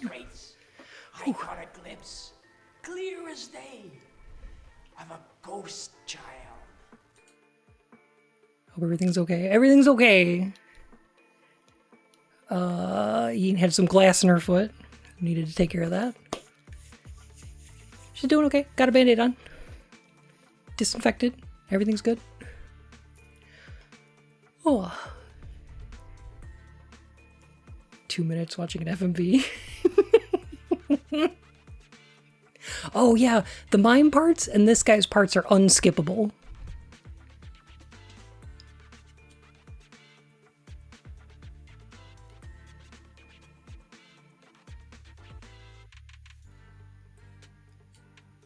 So yeah, you just have to watch those. But yeah, this is like a little bit of like a 13-minute speed run. I guess. Speed run.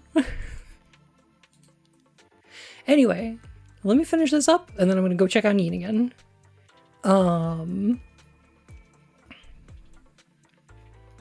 Fun how? I decided to speedrun Gothos.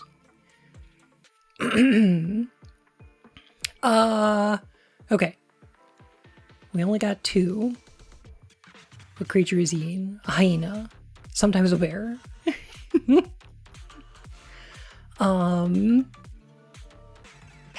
Speedruns are all about showing people something they'll have a hard time believing. That's a good way of putting it, yeah. Could be the first. I could be. Pandora Directive. Not. I'm gonna put this in redeemable. I think I put Under a Killing Moon higher. It's better. Alone in the Dark is a fucking dumpster fire. It's the worst. Not literally unplayable, but like functionally unplayable. Alone in the Dark for the Wii. Wah. Yeah, the Wii one. Really bad. Oh. Alright. Alright, I gotta go help out Yin to take care of those injuries. But this was fun. I had a good time making up some tier lists with y'all. I'll probably post these over on Bluesky. And you can argue with me about the placements of these if you want to come defend Lucius 2 or something. You can do that. I know them Lucius 2 defenders.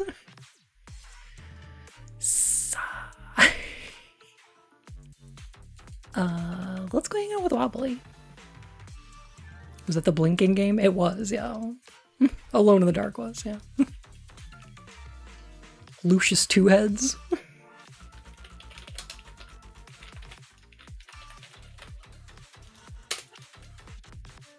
Alright, I'm gonna raid over to Wobbly. Let them know I'm sorry that I didn't stick around for the raid. Cause